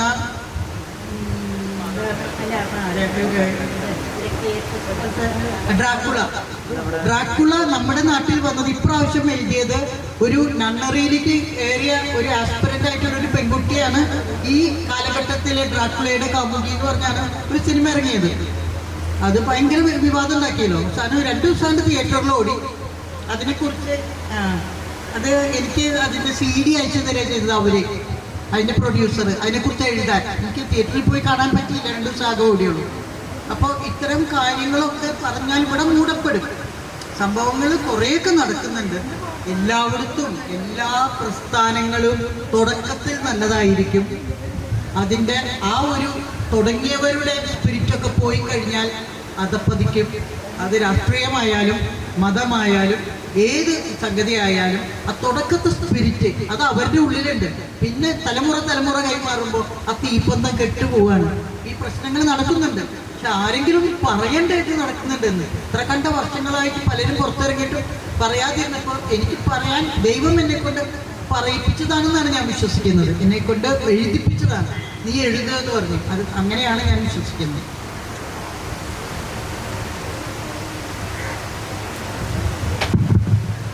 സമയപരിമിതിയുണ്ട്. അപ്പോൾ വിജയരാജ മല്ലിക മാം ഒരു കവയത്രി കൂടിയാണ്. നമുക്ക് വേണ്ടി ഒരു മാം തന്നെ ആഗ്രഹിക്കുന്ന ഒരു കവിത നമുക്ക് വേണ്ടി ഇപ്പോൾ ചൊല്ലുന്നതാണ്. അടുത്ത സെഷനിൽ സിദ്ദിഖ് വന്നിരിക്കുകയാണ്, പെട്ടെന്ന് അവസാനിപ്പിക്കാം. ഇത് സിദ്ദിഖിൻ്റെ സെഷനല്ലേ അടുത്ത്? ആണല്ല പെണ്ണല്ല കൺമണി നീ എൻ്റെ തേന്മണിയല്ലോ തേന്മണി, ആതുരയാമെൻ്റെ നീർമണി കണ്ടു കാലം നൽകിയ പൊൻകണി നീ, നന്മയും തിന്മയും വേർതിരിക്കേണം കള്ളികൾക്കപ്പുറം നീ വളരേണം, പൊരുളിൻ്റെ പ്രതിബിംബമാകേണം നീ നീയായി തന്നെ നിറയേണം, മകനല്ല മകളല്ല മാരിവില്ലേ മാറോട് ചേർക്കുന്നു ഞാൻ നിന്നെ, നൽകുന്നു നിറുകയിലൊരുമ്മ ജന്മസാഫല്യത്തിൻ 100 ഉമ്മ, തളരല്ലേ തഴക്കട്ടെ നിന്റെ സ്വപ്നങ്ങൾ താങ്ങായി മാറട്ടെ നിന്റെ ജന്മം, ശാപമല്ല പാപമല്ല ഓമനേനെ എൻ്റെ ജീവിതത്തിൽ വന്നുദിച്ച ഭാഗ്യതാരം ആദ്യതാരം നീ. ഇത് ലോക ചരിത്രത്തിൽ ആദ്യമായി മിശ്രലിംഗരായി ജനിക്കുന്ന ഇന്റർസെക്സ് കുഞ്ഞുങ്ങൾക്ക് വേണ്ടി എഴുതപ്പെട്ട താരാട്ടുപാട്ടാണ്. ഇങ്ങനെ ഒരു താരാട്ടുപാട്ട് മുൻപ് മലയാളത്തിൽ ഉണ്ടായിട്ടില്ല. ഇത് പല ഭാഷകളിലേക്ക്, ഇംഗ്ലീഷിലേക്ക് ഞാൻ തന്നെയാണ് തർജ്ജമ ചെയ്തത്. തമിഴും ഹിന്ദിയും ഒക്കെ വന്നു. അത് സിലബസിൻ്റെ ഭാഗമായിട്ടുണ്ട്. എനിക്ക് ഇവിടെയുള്ള കുട്ടികളോടൊരു റിക്വസ്റ്റ്, ഇതിൽ വിദ്യാർത്ഥികളും മുതിർന്നവരൊക്കെ ഉണ്ടാകും. ഈ സോഷ്യൽ മീഡിയയിൽ ട്രാൻസ്ജെൻഡർ ആളുകൾ ഫേസ്ബുക്കിൽ പോസ്റ്റ് ഇടുന്ന സമയത്ത് അതിൻ്റെ അടിയിൽ വന്ന് ഈ വൃത്തികെട്ട കമൻറ്റുകൾ എഴുതുന്നൊന്ന് ഒഴിവാക്കണം. ആരും മനുഷ്യരായി ജനിക്കുന്നത് തന്നെ ആരുടെയും ചോയ്സ് അല്ല. പുറത്തോട്ട് വരുന്നത് തന്നെ ഞാൻ ആണാകണമെന്നും പെണ്ണാകണമെന്നും ആഗ്രഹിച്ചിട്ടല്ല ഒരാൾ പുറത്തേക്ക് വരുന്നത്. ഒരു ഇന്റർസെക്സ് വ്യക്തി എന്ന രീതിയിൽ ട്രാൻസ്ജെൻഡറായി ഇന്ന് ജീവിക്കുമ്പോൾ ജീവിതത്തിലേക്ക് അനുദിനം ഓരോ നിമിഷവും തിരിഞ്ഞു നോക്കുമ്പോൾ ഞാൻ മനസ്സിലാക്കുന്ന കാര്യം, ഞാൻ എംപവേർഡ് ആയത് എനിക്ക് അങ്ങനെ ഒരു ആർജവം ഉണ്ടായിരുന്നത് കൊണ്ടാണ്. അതിന് സാധിക്കാത്ത ഒരുപാട് മനുഷ്യർ നമുക്ക് ചുറ്റുമൊന്നും ജീവിച്ചിരിക്കുന്നുണ്ട്. പലരും മരിച്ചുപോയി, പലരും ആത്മഹത്യയുടെ പക്കത്താണ്. എഴുത്തുകൊണ്ട് പല പ്രതിരോധവും തീർക്കാൻ സാധിക്കുന്നുവെങ്കിലും സോഷ്യൽ മീഡിയയിൽ ഇന്ന് കാണുന്ന ഈ പറയുന്ന വിച്ഛേദങ്ങളെ ഒഴിവാക്കാൻ, ഈ പറയുന്ന ദ്രോഹത്തെ, ക്രൂരതയെ ഒഴിവാക്കാൻ നിങ്ങൾ തയ്യാറാകണം. നിങ്ങൾക്ക് ചുറ്റും നിങ്ങളുടെ സുഹൃത്തുക്കളുടെ ഇടയിലും നിങ്ങളുടെ കുടുംബത്തിനിടയിലും ഇന്റർസെക്സും ട്രാൻസ്ജെൻഡറുമായ മനുഷ്യരുണ്ടാകാം. അവർക്ക് നിങ്ങളോട് ആ ഒരു യാഥാർത്ഥ്യം തുറന്നു പറയാനുള്ള സ്പേസാണ് നിങ്ങൾ ബോധപൂർവം ഇല്ലാതെ ആക്കുന്നത് എന്നുകൂടി പറയട്ടെ. പിന്നെ പേഴ്സണലി എന്നെ 9 എന്ന് വിളിക്കുന്ന ആളുകൾക്ക് ഞാനിപ്പോൾ മട്ടൻ ബിരിയാണി വാങ്ങിച്ചു കൊടുക്കാറുണ്ട്. കാരണം പണ്ട് ഞാനത് തെറി വിചാരിച്ച് കവിതയൊക്കെ എഴുതിയിരുന്നു. പിന്നെ സംഘകാലങ്ങളെ പറ്റി പഠിച്ചപ്പോഴാണ് മനസ്സിലായത്, പണ്ട് സംഘകാലത്ത് സ്ത്രീകൾക്ക് 8 ഗുണങ്ങളെ ഉണ്ടായിരുന്നുള്ളൂ. 9ാമത്തെ ഗുണം എന്ന വീര്യം ഞങ്ങളെപ്പോലുള്ള ആളുകളിൽ നിന്നാണ് അവരിലേക്ക് അത് അസ്യൂം ചെയ്യപ്പെട്ടത്. അപ്പോൾ ആൺകുട്ടി അല്ലെങ്കിൽ ആൺവ്യവസ്ഥകൾ ജീവിച്ചപ്പോൾ എന്നോട് സമൂഹം പറഞ്ഞു നിങ്ങൾ പെണ്ണാണെന്ന് പറഞ്ഞു. പെൺവ്യവസ്ഥകളിലേക്ക് വന്നപ്പോൾ എൻ്റെ അടുത്ത് പറഞ്ഞു നിങ്ങൾ ആണാണെന്ന് പറഞ്ഞു. എനിക്ക് നിങ്ങളോട് പറയാനുള്ളത്, നിരന്തരം ഇങ്ങനെ കുറ്റം കണ്ടുപിടിച്ചുകൊണ്ടിരിക്കുക, കല്ലെറിഞ്ഞുകൊണ്ടിരിക്കുക. ആ കല്ലുകളൊക്കെ വാങ്ങി വെച്ച് ഞാൻ ഇവിടുന്ന് കവിതകളായി നിങ്ങൾക്ക് തന്നുകൊണ്ടിരിക്കും. ഏതോ ഒരു സിനിമയിൽ ജഗതി ശ്രീകുമാർ കൽപ്പനയോട് പറയുന്നുണ്ട്, അവിടെ ഇരുന്ന് അവലോസ് ഉണ്ടകൾ എനിക്ക് തരുമ്പോൾ ഞാൻ ഇവിടുന്ന് ആന്തൂറിയും പറിച്ച് അങ്ങോട്ട് തരും. എനിക്ക് ഉണ്ണികൃഷ്ണൻ CAD ഉണ്ണികൃഷ്ണൻ അതേപോലെ എറിഞ്ഞുകൊണ്ടേയിരിക്കുക. ആ എന്നെ കേട്ടോ, എന്നെ മറ്റുള്ളവരെ അല്ല പറയാം, എന്നെ നിരന്തരം എറിഞ്ഞുകൊണ്ടിരിക്കുക. നിങ്ങൾ എറിയുന്നതൊക്കെ വാഴകളായിട്ട് കുലയ്ക്കുന്നുണ്ട്, അത് വേറെ കാര്യം. ഞാൻ കർഷകശ്രീ അവാർഡ് ഇടയ്ക്ക് മേടിക്കുകയും ചെയ്യും. അത്രത്തോളം ഇപ്പൊ ആയിട്ട് എല്ലാ വാഴയ്ക്കും ബോർഡുണ്ട്, ഇന്ന ആളുടെ പേര് ഇന്ന ആളുടെ പേര്. അപ്പോ ആളുകൾക്ക് പേടിയാണ് അങ്ങോട്ട് കടക്കാൻ, വീട്ടിൽ ഞങ്ങളുടെ പേരിൽ വാഴ കിട്ടും. വേറെ എന്ത് ചെയ്യുമെന്ന് പറയണം, വേറെ എന്ത് ചെയ്യാൻ സാധിക്കും? നമുക്ക് എഴുതാം, അങ്ങേയറ്റം എഴുതാം. പക്ഷെ നിരന്തരമായിട്ടുള്ള ഈ വേട്ടയാടുന്ന ഒരു സ്വഭാവം അവസാനിപ്പിക്കണമെന്ന് റിക്വസ്റ്റ് ചെയ്യുന്നു. Once again thank you. ഈ ഒരു ഇത്രയും വലിയ ഒരു എന്താ പറയാ, ഇതൊരു എന്നെ സംബന്ധിച്ച് ഓർമ്മകളുടെ ഒരു വലിയ ഒരു ആർക്കൈവ് കേന്ദ്രം കൂടിയാണ്. ഒരുപാട് ഓർമ്മകളുണ്ട് ഈ സ്ഥലത്തേക്ക് വീണ്ടും വിളിച്ചതിൽ. തീർച്ചയായിട്ടും ഇനി ക്ഷണിച്ചാൽ വീണ്ടും വരുമെന്ന് കൂടി ഓർമ്മിപ്പിക്കുന്നു. എല്ലാവർക്കും താങ്ക് യു. നമ്മൾ വ്യത്യസ്തമായ 2 സ്ട്രീംസിലൂടെയാണ് ഇപ്പോൾ പോയിരുന്നത്. പക്ഷെ പറഞ്ഞു വരുമ്പോൾ ഈ പറയുന്ന അവരനുഭവിച്ച ട്രോമയും കാര്യങ്ങളും ഒക്കെ ഒരേ സ്കെയിൽ വെച്ച് അളക്കാൻ പറ്റുന്ന തരത്തിൽ പലപ്പോഴും കയറി പോകുന്നുണ്ടല്ലേ. നമ്മുടെ അക്കാഡമിക് ഡിസിപ്ലിൻസിലൊക്കെ സിലബസിലൊക്കെ നമ്മൾ കൃത്യമായി ആത്മകഥാ വിഭാഗത്തിലൊക്കെ ഇവർ പഠിക്കും. അതുപോലെ തന്നെ ട്രാൻസ്ജെൻഡേഴ്സിനെ കുറിച്ച് പഠിക്കുമ്പോൾ സ്പെഷ്യലായിട്ട് അക്കാഡമിക് ഡിസിപ്ലിൻസിൽ നമ്മളിവരെ ഉൾക്കൊണ്ടിട്ടുണ്ട്. ഇതുപോലെ എല്ലാ തരത്തിലും എല്ലാവരെയും ഉൾക്കൊള്ളുന്ന ഒരു നല്ല സമൂഹം ഉണ്ടായി വരട്ടെ എന്ന് ആശംസിച്ചുകൊണ്ട് 2 പേർക്കും നന്ദി പറഞ്ഞുകൊണ്ട് ഞാൻ നിർത്തുന്നു. Thank you.